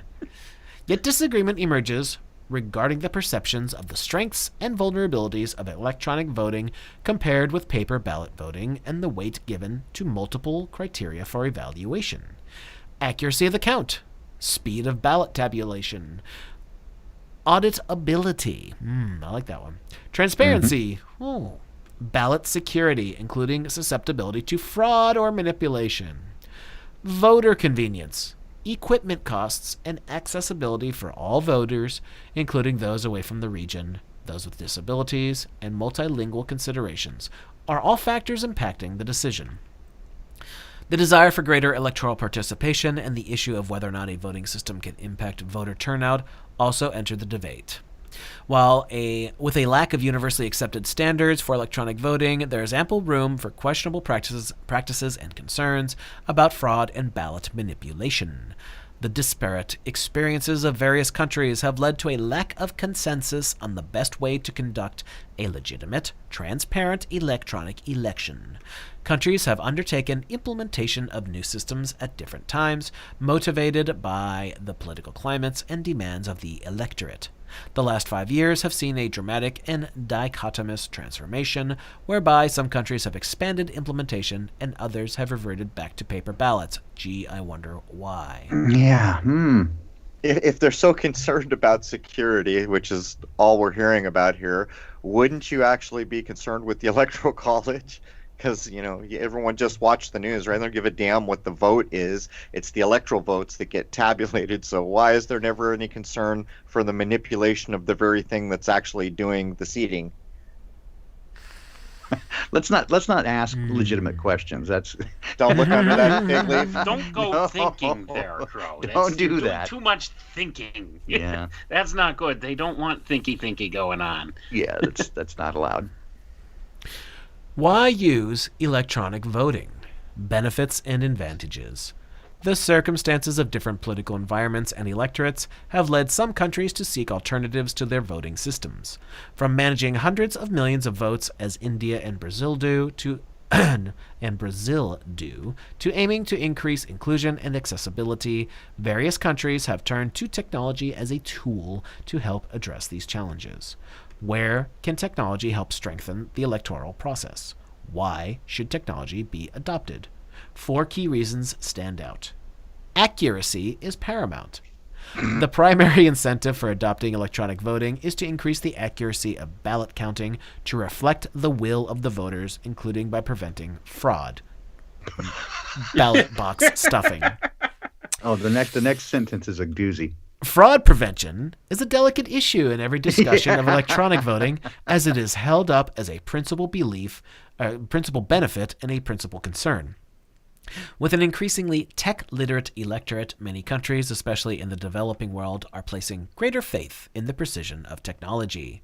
Reducing or eliminating human error or deliberate manipulation has proven a positive impact in countries that have successfully implemented electronic voting. Wait, what? They just flipped the script. They're trying to tell you that it prevents fraud. Oh, shit. Oh, my God. Oh, anybody who's ever used technology of any kind knows that you can do whatever you want. If it's digital, it's manipulatable. It's Period. It's manipulative. And Hey guys, did I show you my new picture of Earth? Yeah, Did I show you my new picture of Earth from space? we eliminated human error. Oh, that's good shit. I'm sorry. That's good shit right there. Oh, man. Next, reducing ballot spoilage. Didn't know they had a Expiration date used by. They're not avocados. Best if Except in California. Electronic voting. My ballot oxidized. Oh, God, I got mold on it. Look, Negredo set in. Let me sniff it and find out. Oh, sniffer. Electronic voting systems can alert voters about invalid votes prior to final ballot casting, preventing inadvertent voting for more selections than permitted or unintentionally skipping a contest, thereby reducing errors. Such ballot spoilage averages between 3 to 7% worldwide. Okay. Speed breeds confidence. Another key impetus. You know what? I disagree with that entirely because look at what just happened. Yeah. Okay. Speed Speed bad, breeds okay? confidence. Another impetus is faster compilation of election results. Speedier release of results boosts voter confidence in the counting process and enhances acceptance of the electoral outcome. Delays can foment suspicion and mistrust and have historically contributed to public mistrust, occasionally resulting in civil unrest and violence. Ooh, right there in the script. So, Oh, yeah. boy. Because people have such a short attention span, you see. You got to give them the answer right away, despite the fact that there'd be no way to really do it. So, oh, my God. This is such poppycock. Holy shit. It delays. It can foment suspicion Distrust. and mistrust, and it Oh, could go God. ahead, occasionally result in civil unrest and violence. Oh, man. Are they Accessibility telegraphing there or enhances what? inclusion. The capacity for built-in functionality such as audio headsets and options for enlarged print on screens facilitates voting for growing populations of disabled and elderly voters. Displaying the ballot in a choice of languages allows all voters to cast ballots in their preferred language. I don't see anything that can't be done with paper ballots, which in my opinion that's the way to go. That's the way to go, man. All right. I'm with Crow. I'm with the black and white rocks. Well, that's kind of cool. I'm going back to the Stone Age, man. It's tough to fake that. Obstacles, real and perceived. Concerns about electronic voting are both real and perceived, but perception and trust are both critical components in any election and directly impact the ability to govern. Security and cost emerge as principal concerns surrounding electronic voting. Security. Pervasive concerns about data security, privacy, and transparency dominate the electronic voting debate. The avalanche of recent cybersecurity headlines heightens fears of a compromised election. Private companies like Bank of America and Target, as well as the U.S. government, which is also a private company, have suffered massive data breaches in recent years, leading to widespread concern over the security of all electronic systems. Instances of hackers in a laboratory setting compromising an electronic voting machine, when given physical access to the equipment, has shaken public confidence and influenced policy-making decisions. Well, they already admitted that they trotted out some, computer people for the Dominion software, and I think some of the others as well, and blatantly said, yes, this could be manipulated with ease. There is widespread misunderstanding about the susceptibility of electronic voting machines to manipulation. Electronic standalone machines are neither networked together nor connected to the internet. Unless accessed and infiltrated one by one, it is impossible to carry out a large-scale, system-wide hack into the machines. Confirmed instances of hacking into commercial and government websites and databases center on systems being connected to the internet. Whoa, back up. Yeah. Unless accessed and infiltrated one by one, it's impossible to carry out a large-scale system-wide hack into the machines. That's That's Nonsense. bullshit. You have It's no total idea bullshit. as an individual voter what OS that thing is running. You have no fucking clue whatsoever. That is complete and utter balderdash. At every stage of the game, whether it's in the software, the machine itself, or whether it's in the transmission stage or whether it's in the tabulation stage, at every stage along the way, there's a possibility for hacking. What they just said there is absolute bullshit. It's a lie. How about this too, guys? The NSA has backdoor protocols put into every electronic device manufactured and used At a hardware level, yeah. Right, at a hardware level. So it's definitely there, whether they want to admit to it or not. It's there. Somebody could do it. You might have to have intelligence access or something to get to it, but they could do it, and that's Easily. Easily. And without any oversight. I mean, nobody would know because it's at the hardware level. So it would go in at one stage and come out in a completely different, and there would be no record of it being changed. You could tabulate the software all day long. You could look at every line of code and it wouldn't appear. You would never know. And that's exactly why they put these back doors into all these different systems, like every computer, every electronic device, every cell phone, all of this stuff. This all has hardware built into it that is accessible by the NSA and other security agencies or intelligence agencies. And it's built there on purpose, and it's put there thanks largely via the 1996 Telecommunications Act. And like every electronic device has a back door that could be accessed by, government alphabet agencies. So Don't say deep state. Don't say it. I won't say that. I won't say deep state. I would never use such a term for the shadow government. Shallow county? Yeah. Shallow parish? Okay. This lack of distinction has blurred the public's impression regarding voting system security issues. Procedural enhancements address security concerns and increase transparency in elections.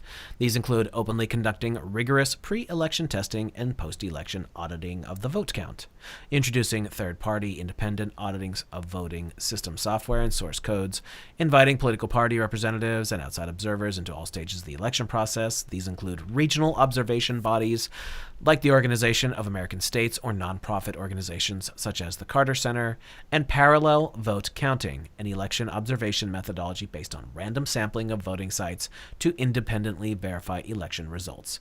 This procedure, usually associated with paper ballot voting, has been used with electronic voting to validate system accuracy.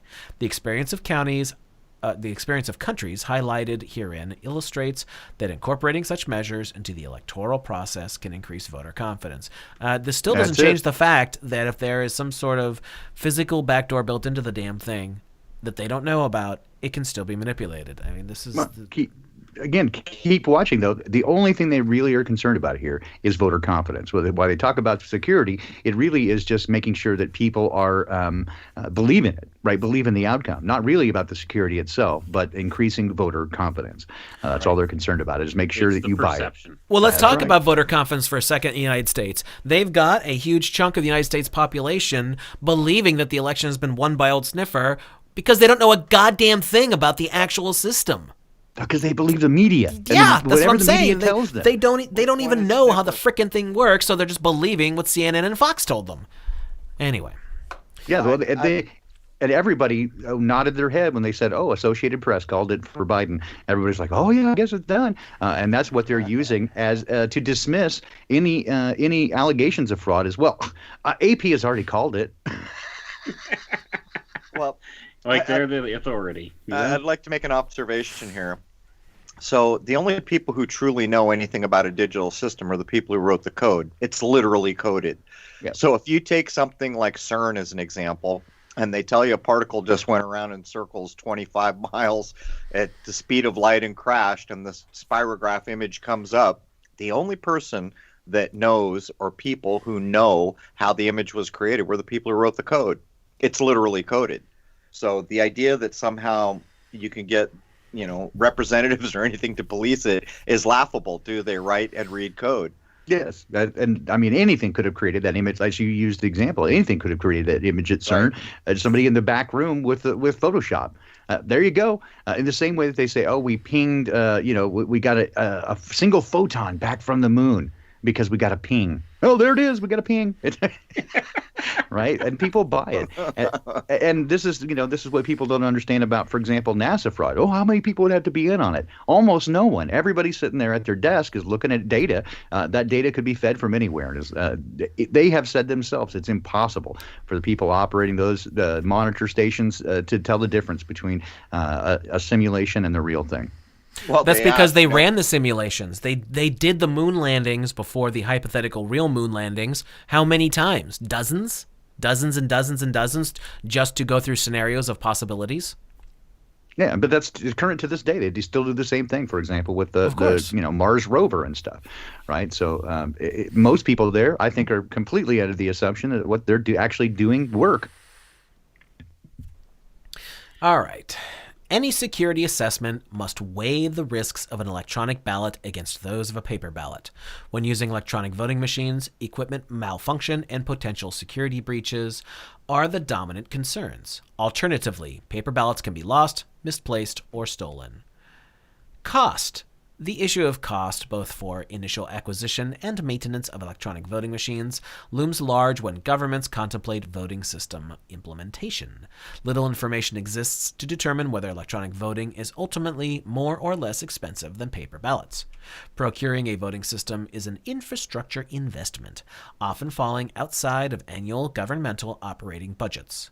Cost calculations must consider the voting system's expected lifespan and budget for updates and replacements. Some countries, such as India and Namibia, have acquired low-cost equipment with minimal functionality that meets basic needs. However, what about Zambia?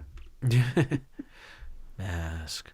However, systems equipped with sophisticated features, such as the ability to load complex software to accommodate multiple languages and audio interfaces, the capacity to present ballots with hundreds of different ballot combinations, and the addition of a voter-verified paper audit trail, called a VVPAT, cost significantly more.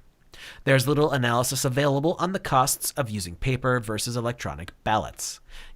Election technology companies are confident electronic voting is ultimately less expensive than paper ballots. However, such research has yet to be produced from a third party.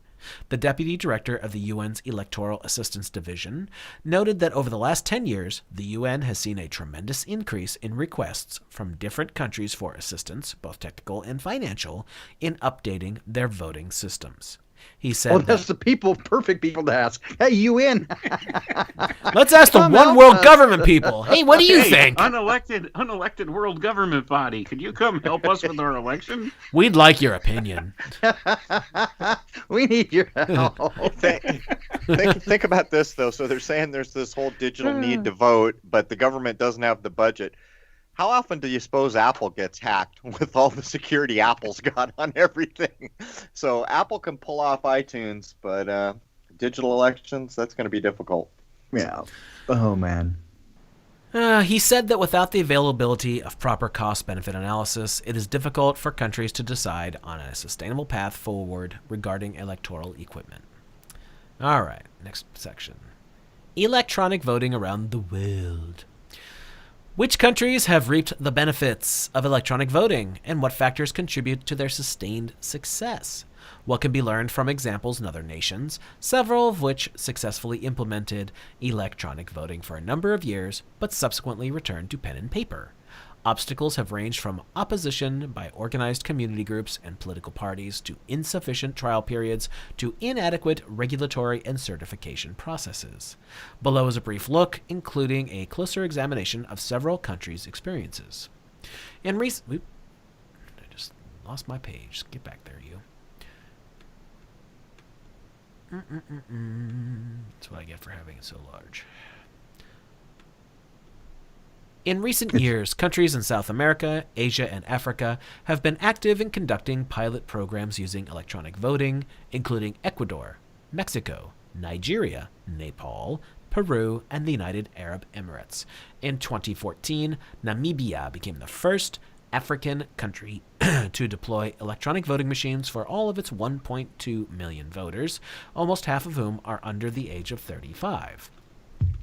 India and Brazil, each with more than a decade of experience using electronic voting, have shared their experiences with other countries, including providing equipment to neighboring countries to pilot electronic voting. Bhutan successfully conducted fully electronic national elections in July of 2013. Almost half of its machines were gifted by India. A more complicated picture emerged when Brazil loaned voting equipment to Paraguay. All right, so for India, with 814 million voters, India is the largest democracy in the world. Its electorate encompasses tremendous diversity of culture, languages, terrain, and socioeconomic conditions. The country began electronic voting pilots in 1982 and made continual system refinements until countrywide adoption in 2004. National elections today involve programming 1.4 million briefcase-sized, battery-operated electronic voting machines to equip 930,000 voting locations, delivered using everything from trains and helicopters to mules and camels. I love it. Computers delivered by camel. That's good. Yeah. That tells you something right there in 1982, nonetheless. One hump or two. India's internationally respected electoral commission has often been cited as the keystone of the country's successful elections.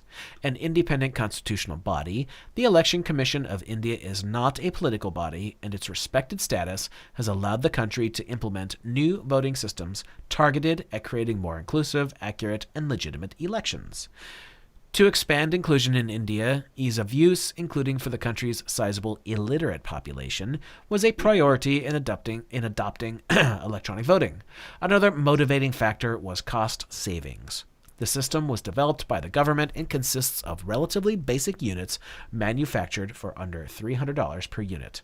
This price is extremely low compared with the $3,000 to $6,000 per unit for other, more sophisticated available electronic voting equipment. Eliminating paper ballots saves up to 11,000 metric tons, 24 million pounds, of paper for each national election, a significant cost and environmental consideration. Transparency is a top concern. The Indian government invites agents of political parties to check the equipment prior to deployment, and video recording of electoral preparations is standard procedure. It recently added printers to some machines to produce a VVPAT. This feature has been included in systems around the world and was piloted in India in the 2014 general election. The need to address issues of an expansive, diverse electorate, coupled with the country's strong independent electoral commission, created an environment receptive to electronic voting technology and has been instrumental in making India an ongoing success story. I have one question, guys. I don't know if you know the answer to this, but who do they call for assistance? Ghostbusters. I was going to say it. Who do they call for customer service?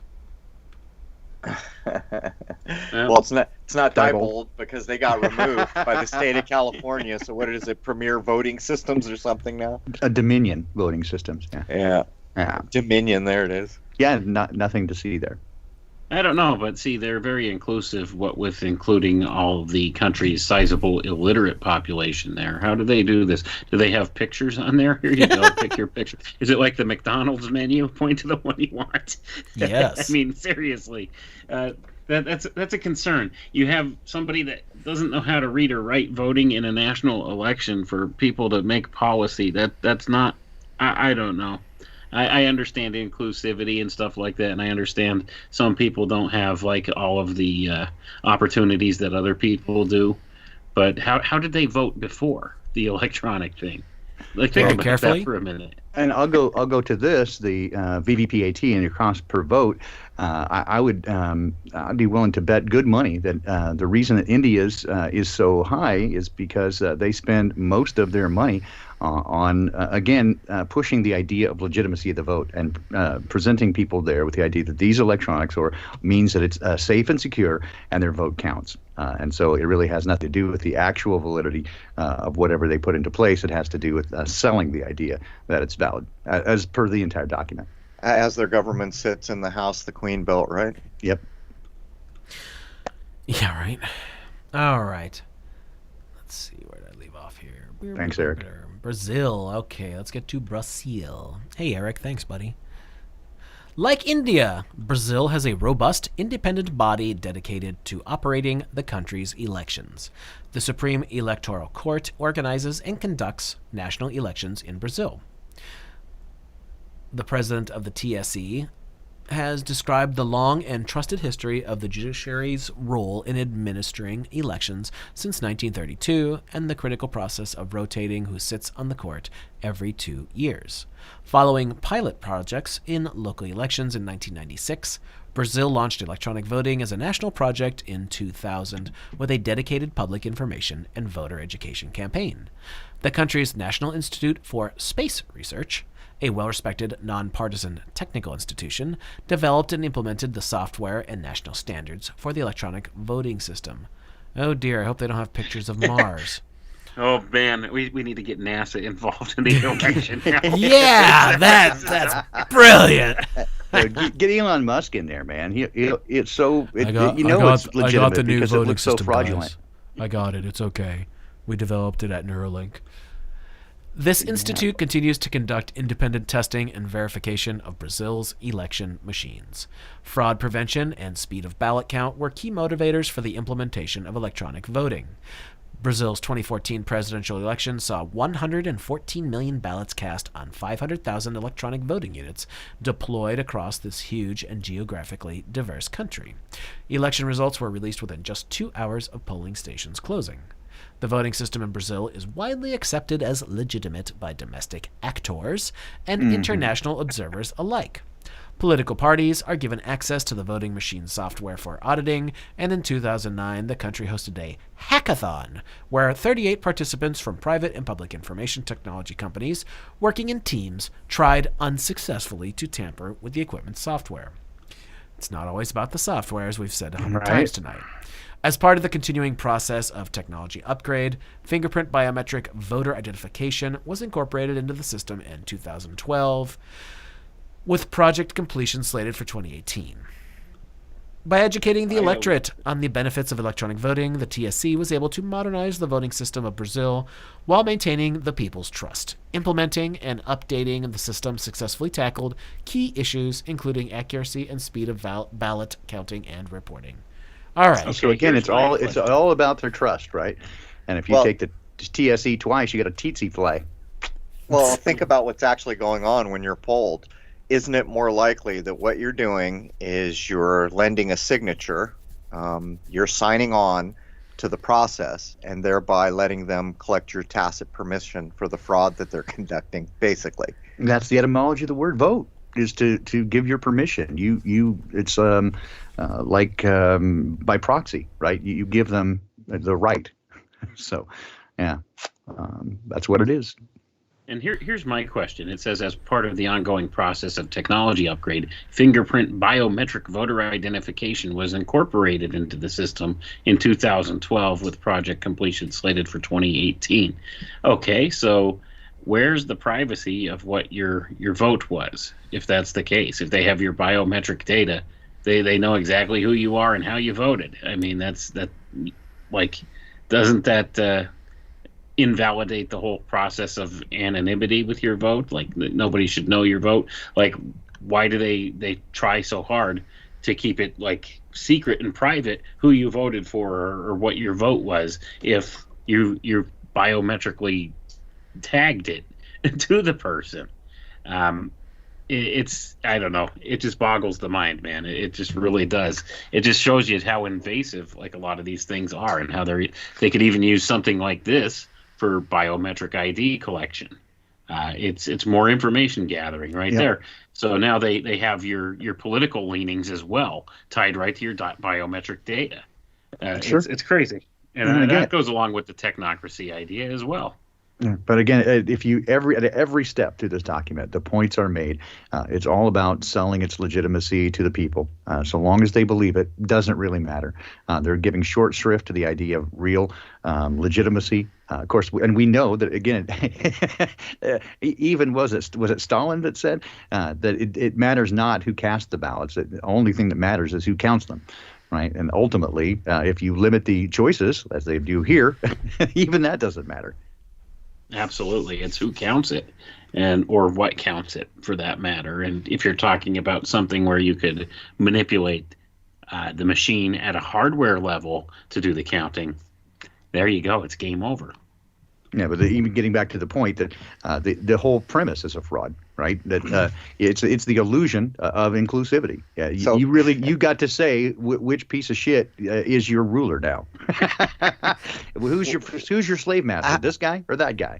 How is it that all the educated people in this country have been okay with the number of presidents that supposedly got the popular vote and were seated anyhow? I think Trump was supposedly one of them. Mm-hmm. But to make the point, those dudes that run the show Pawn Star, their ancestor is one of those presidents that was seated against the popular vote. So of all the millions and millions of people who have existed since that president, how is it that those dudes got the TV show Pawn Star? But my point being is if you have a single election where the vote was higher made by the people than the Electoral College seating the president, doesn't that prove beyond doubt that no voting is going on? Yeah, it does, man. And then just to an added aside to that, Pawn Stars. How much could you give me for this Barack Obama? Nah, best I could do for you, man, is Sniffy the Wonder Corpse. That's what you're getting. But we'll make it robust. Yes, it will be. Yes, with robust feedback. Yes.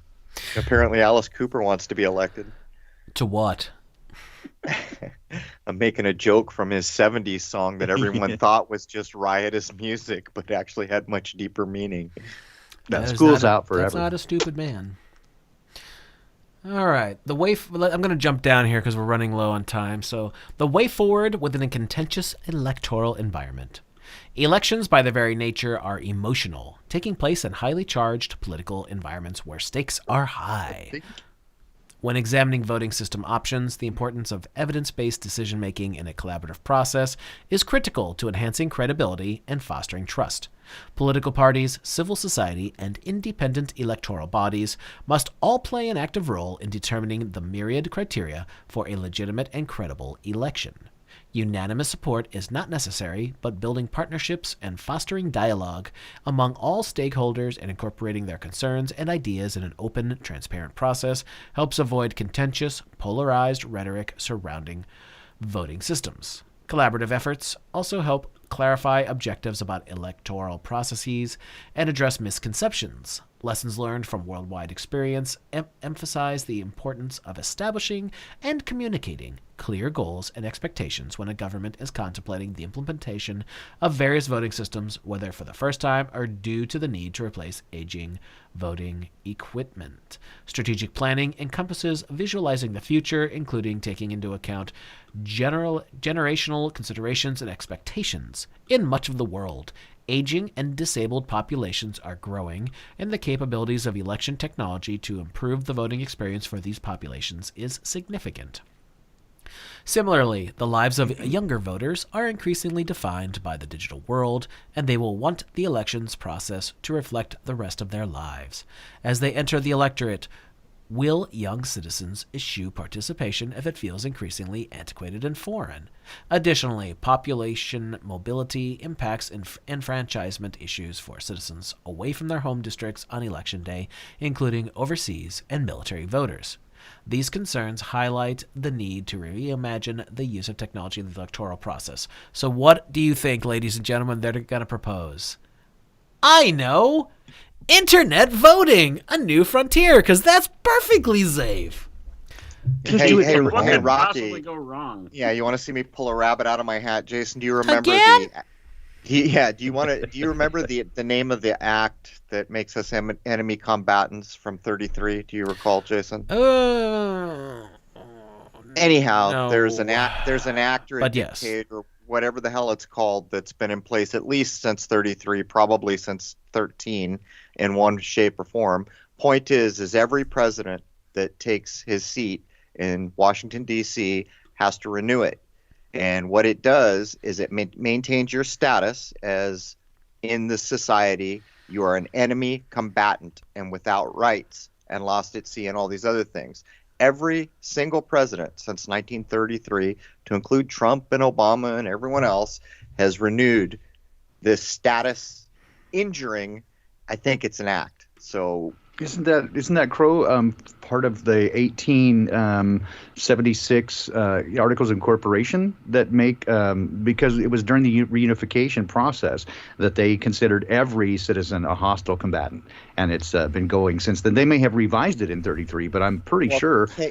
KL and King Cousins both did versions of it, but it got formalized. I think 1913 was a key date, if I remember correctly, but I know certainly in 33, after the whole stock market crash, it was all about debt.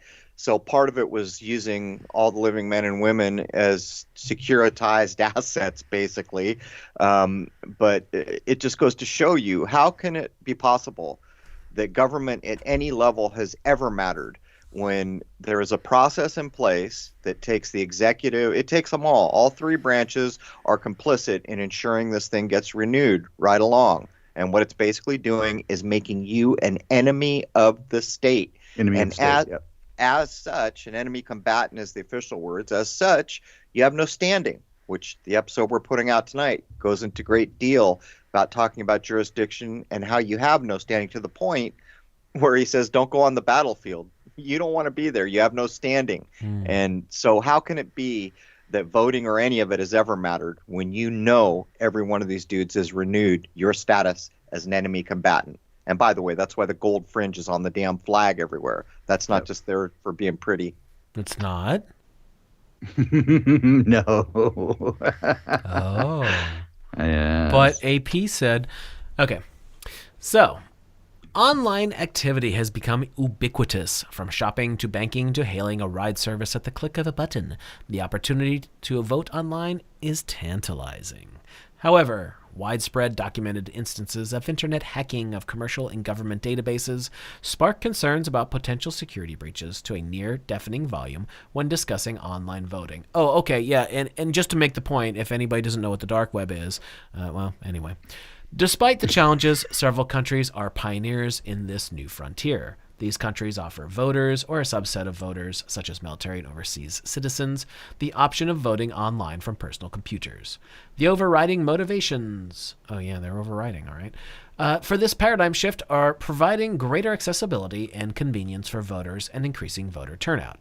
This brief glimpse reveals where and how online voting is currently available, and where and why other online voting pilot projects have stalled or been abandoned. So we're just about out of time. Let's show you the countries here. It says Estonia. Let's see. Go down.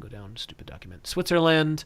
Other countries experimenting with online voting. 13 countries have conducted online voting trials. Since 2003, several municipalities in Ontario, Canada have offered online voting. They've also suffered. They suffered. Increase. Wow, that's a Freudian slip.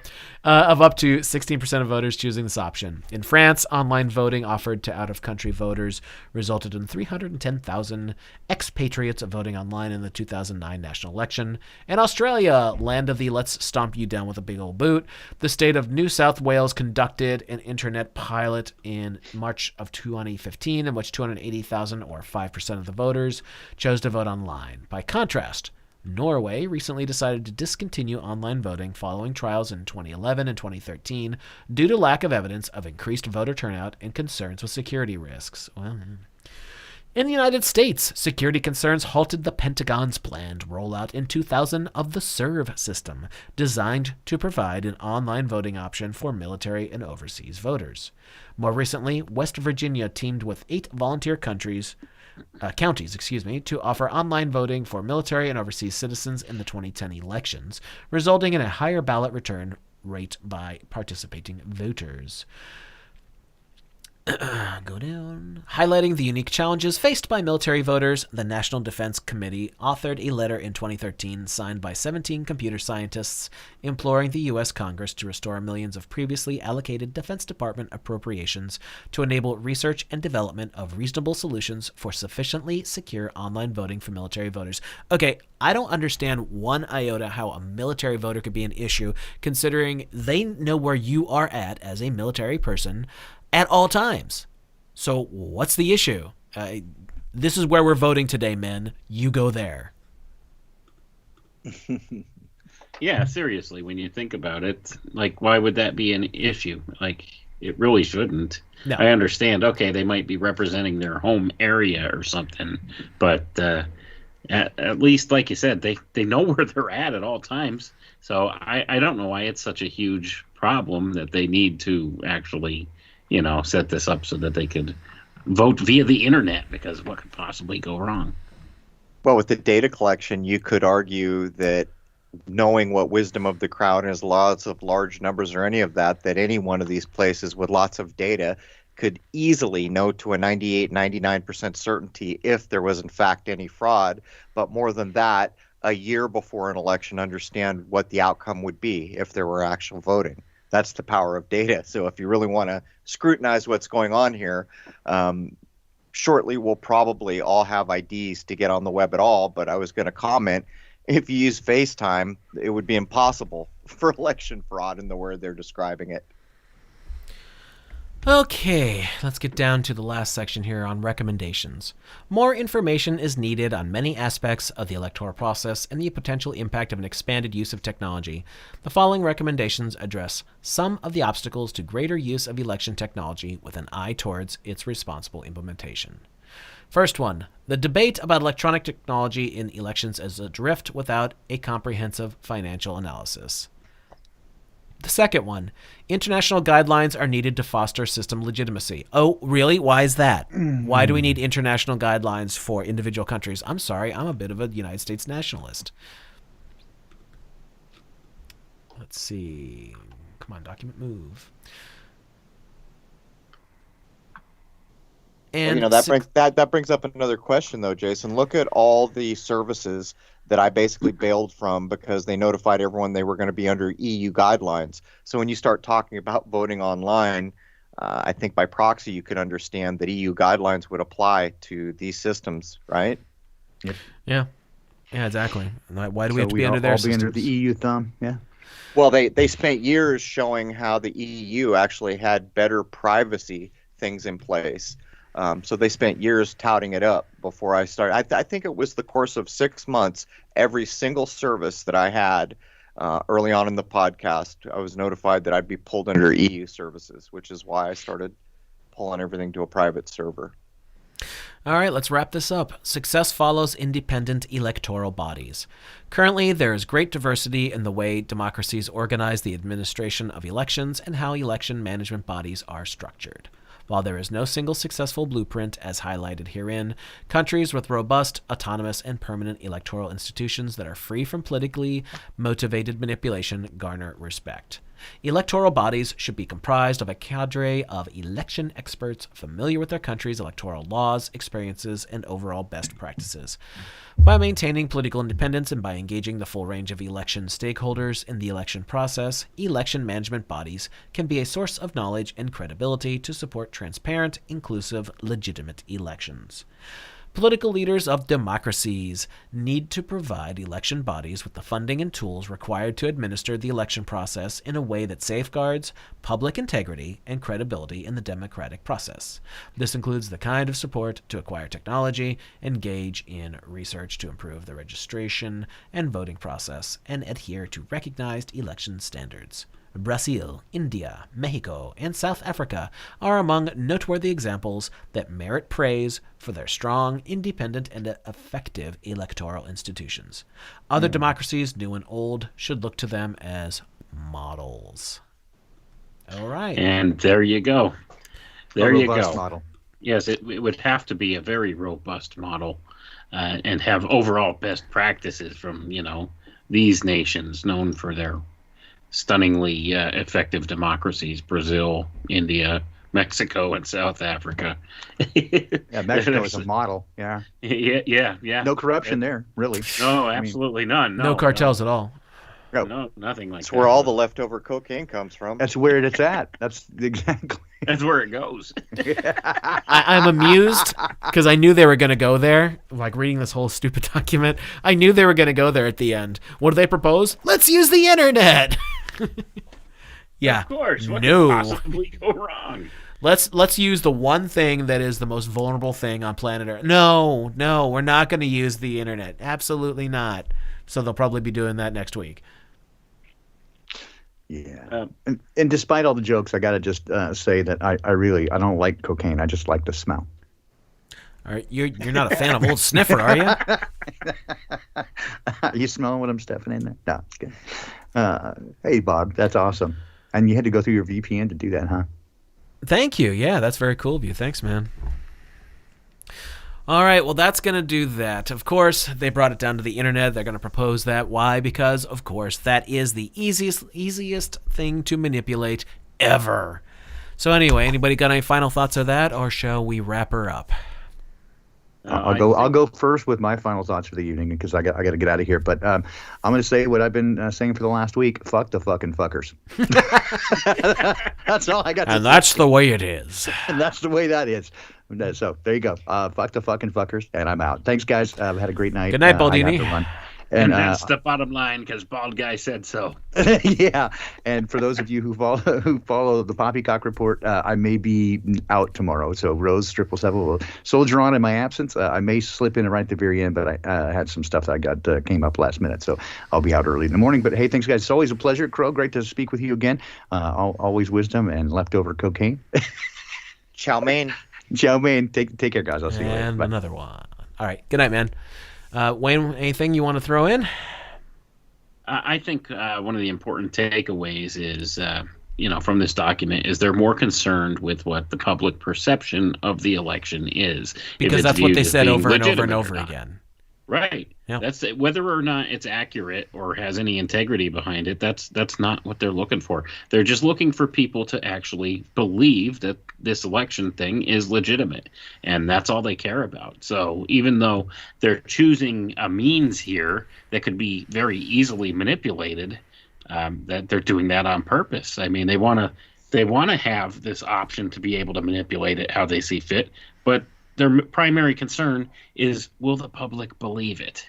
And that's what their concern is. So that's why they want to go with like this whole, electronic voting thing, because by and large, the way our society is right now, people are hooked on their technology. They trust their technology more than, human error.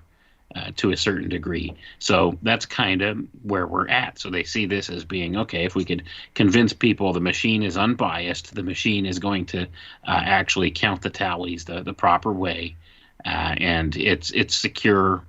And now they even introduced a little bit of a different idea into this election cycle we're in right now. They introduced the idea that they were claiming, okay, some right-wing groups, whether it came from Q or where it came from, Just the plan. I don't quite remember. But they were claiming that somehow the Trump administration put some kind of a watermark on these different ballots that was actually registered through blockchain to tie it in. So they're implanting the idea to people that should they actually decide to do this, they could link these ballots to a blockchain utility, and therefore you can't really tamper with it. It would be shown if it was tampered with that way. So they're introducing this idea along with the idea of this online voting. So I guarantee that's probably what they would want to do with this is, first of all, your voter ID would be an all electronic ID, which would probably be biometrically linked to you, and it would be tracked through a blockchain utility.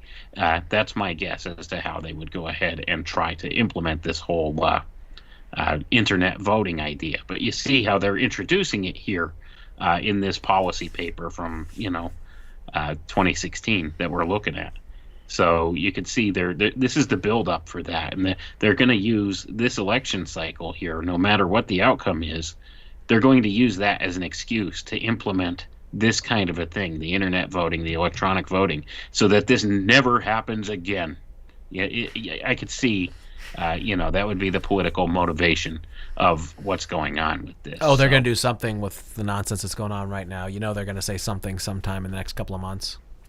Oh, absolutely. And this is actually kind of one of the reasons why people would probably endorse like an internet voting type system that's secured via blockchain and this and that and the other thing, to try to prevent something from like this from happening again in the future. So they'll use this as the perfect crisis to introduce this idea, and it's one step closer into technocracy, which is exactly where we're heading. And I would argue we're already there to a certain degree, but it's just a matter of getting us to all step in line with what they want with this kind of a thing, and getting your biometric data in the database in every facet of your life, in every facet of your behavior. So this is a big part of that, and that way they could actually have everybody on a voter roll. This is a way to potentially get everybody registered to vote, is to make it on a blockchain utility.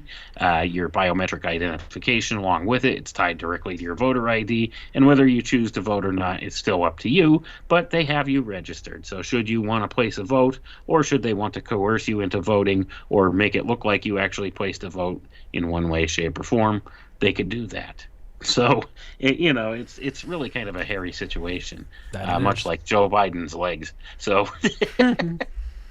Well, all this gives me a new brilliant idea, and I'll give it to someone out there. Maybe someone will do it. So since all this is nonsense, and the thing that matters is the Electoral College, wouldn't it be great to announce that you're a patriotic American and you're going to do a film covering the Electoral College? Here's the rub. I'm guessing you would be offered no access. But if you filmed the whole process of trying to do a film and trying to get access to the Electoral College, it would be very telling to a lot of people. What do you think? Is that a good idea? I like it. It'd be interesting, because I'm guessing the doors would not be flying open. No, I would guess they probably would not. No, because it would, a 5-year-old could walk in there and ask 3 questions that would tumble the fake edifice. All right, Crow, do you want to talk about what we're releasing at midnight here? Was it 268, I think, goes out just about an hour, with Ken Cousins, also known as Kenneth Scott from Gemstone University and Pantera.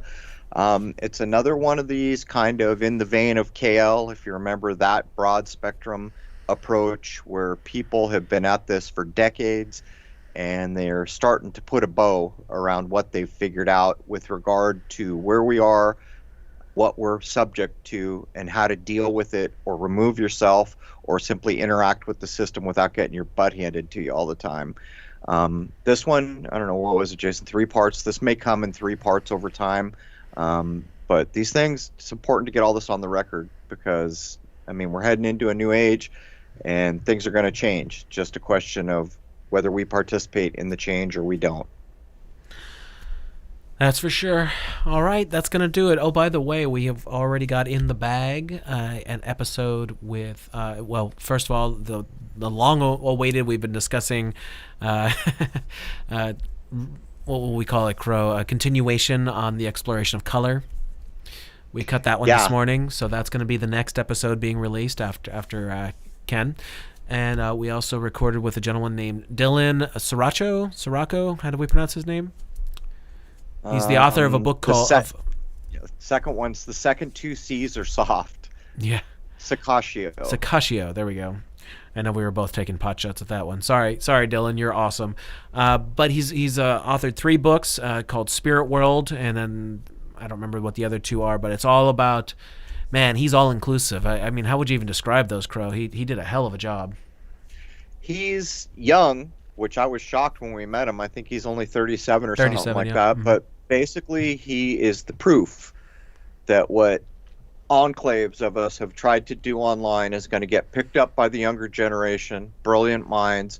It's going to get collated. So what I learned over here is going to come to what I'm learning over here and over there, and I'm going to pull it all together, and I'm going to start to formalize it. A lot of it, like how we open that episode, like the Bible's always a big problem because of the importance of what the Bible is, but the downside of how it's been used and how people view it. It's not an easy thing to talk about because people get mad because they don't want to have to throw away a thing they think has been this way when it's really some other way. But I open up with him, if you recall, Jason, saying, I'm going to give you scripture. You tell me what time of the year it is, remember? And he hit every one of them on the head. Yep. And we had no setup, no cue up, which proves beyond dispute that 2 minds can meet and get to a deeper level that relates to the creation itself. not just some religious construct some dude in black taught you how to think about. And by the way, in the color episode, I was just going to say. we're going to tell you a thing about why those dudes in black are wearing black. They're probably not aware of it, but the people who designed the costume out of the gate, they sure as hell they knew. know. Why does the judge wear black? Why does the priest wear black? Same reason. All right, that's going to do it. Oh, and then we also did record with our friend Mark Passio again, who's fantastic. That's right. That was a great show, I thought, actually. First part was on anarchy. I think I'm getting tired. Anarchy, and the second part was on the four pillars of Satanism. Tenets of Satanism, and Mark had he has first-hand a experience with firsthand- that. So He was a priest in the Satan movement as a young man. And I like and that we clarified what exactly this crap means, because there's so much just confusion and obfuscation and Hollywood horseshit. Mark did a damn good job of just really getting across what it is and what it is not important, most importantly. We simplify it, and people that have come around like Crowley have proved it. It's just that people have been sold all these literal stories that are so embedded in the social consciousness all across this place we call Earth. You can boil down what Satanism in a single word. It's selfishness, basically. But there's some good episodes on the way. All right, Wayne, you got anything else you want to talk about that you're up to? I just released a video on my channel, Alchemical Tech Revolution, last night. That one is actually titled The Secret Instructions of the Jesuits. It's an old book I came across. It was a book published in 1857, and it was actually a translation of a book in Latin that came out sometime in the 1600s, exposing what the Jesuit order is up to. And this was actually some writings that were obtained, I think it was in 1608, from a Jesuit university. And it turns out that it's a very interesting history there as to what the Jesuits were formed for, primarily, and what they had done in the past and what they were known for, and that they had actually been disbanded for a time and then reinstated by the Pope in, I think it was 1814. And it's really an interesting read. So I go through the introductory section of that. So people could check that out over on my channel. Also, my new book is out if people weren't aware, so you could check that out. That one's called Cybernetic Messiah, Building the Antichrist System. That's available now. It should be out in the major retail markets everywhere at this point, I would think. Do your books you could get it go in other order? places. Like, as you've done the topics, would you say one leads to the next to the next? Not necessarily. I think maybe reading... my first book, The Alchemical Tech Revolution, might give you a little better insights into some of the things I'm talking about in the other two. But I tend to try and write these as if the person who's picking up the book doesn't really know like a lot of the other material that I've written about before. So I try to keep it so that you don't have to read all the books in order to understand what exactly is going on, because, I just take the information as I find it and try to reduce it down to the best layman's terms I can so people could understand it and get a good comprehension of it. So I try to simplify complex ideas and make them, more understandable for people, and, try to break it down so that your average person who doesn't know a lot of this quote-unquote type conspiracy type material, or whatever you want to call it, truth or movement stuff, occult knowledge, anything of that sort, I try to make it as basic and simple as possible for people. So if people would like to pick that up and give it a read and see what they think, I'd appreciate that. Other than that, got nothing else going on right now.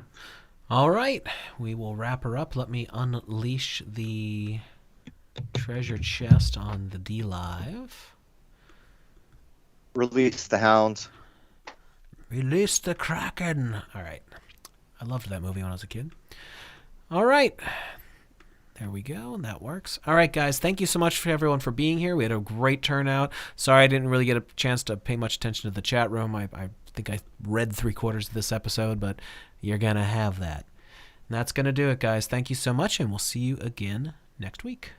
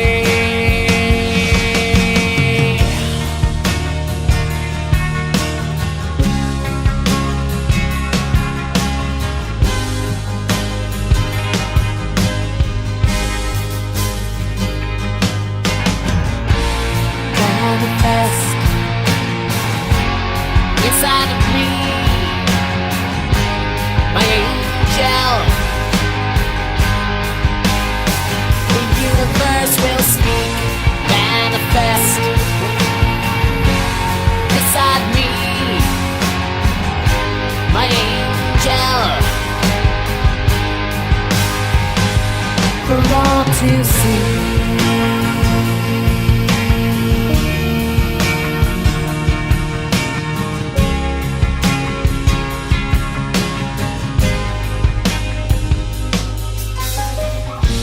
Line of light,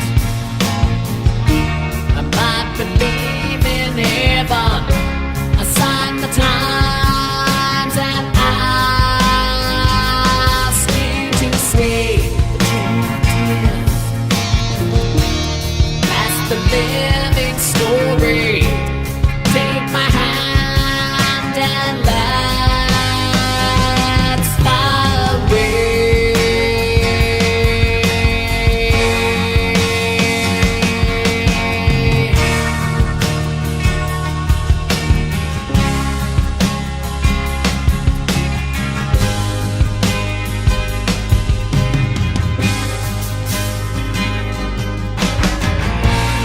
Manifest.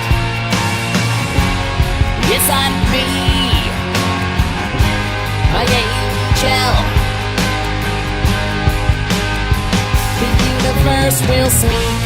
Manifest. Yes, I be, my angel.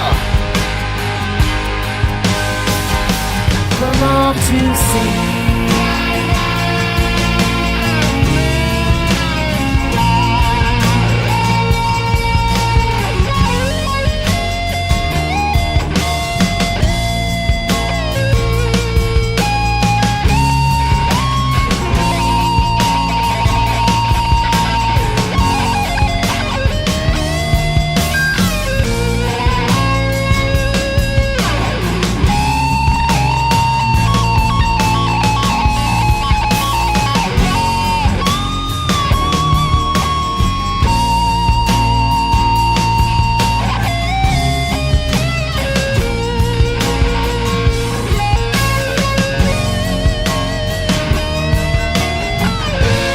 Manifest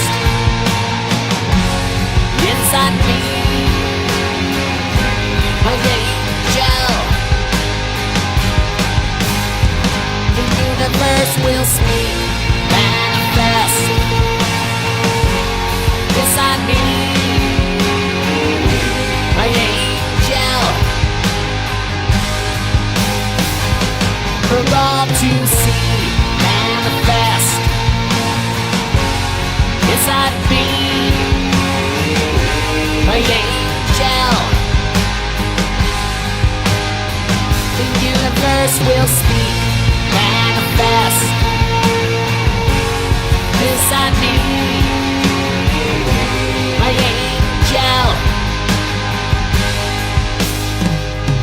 For all to see.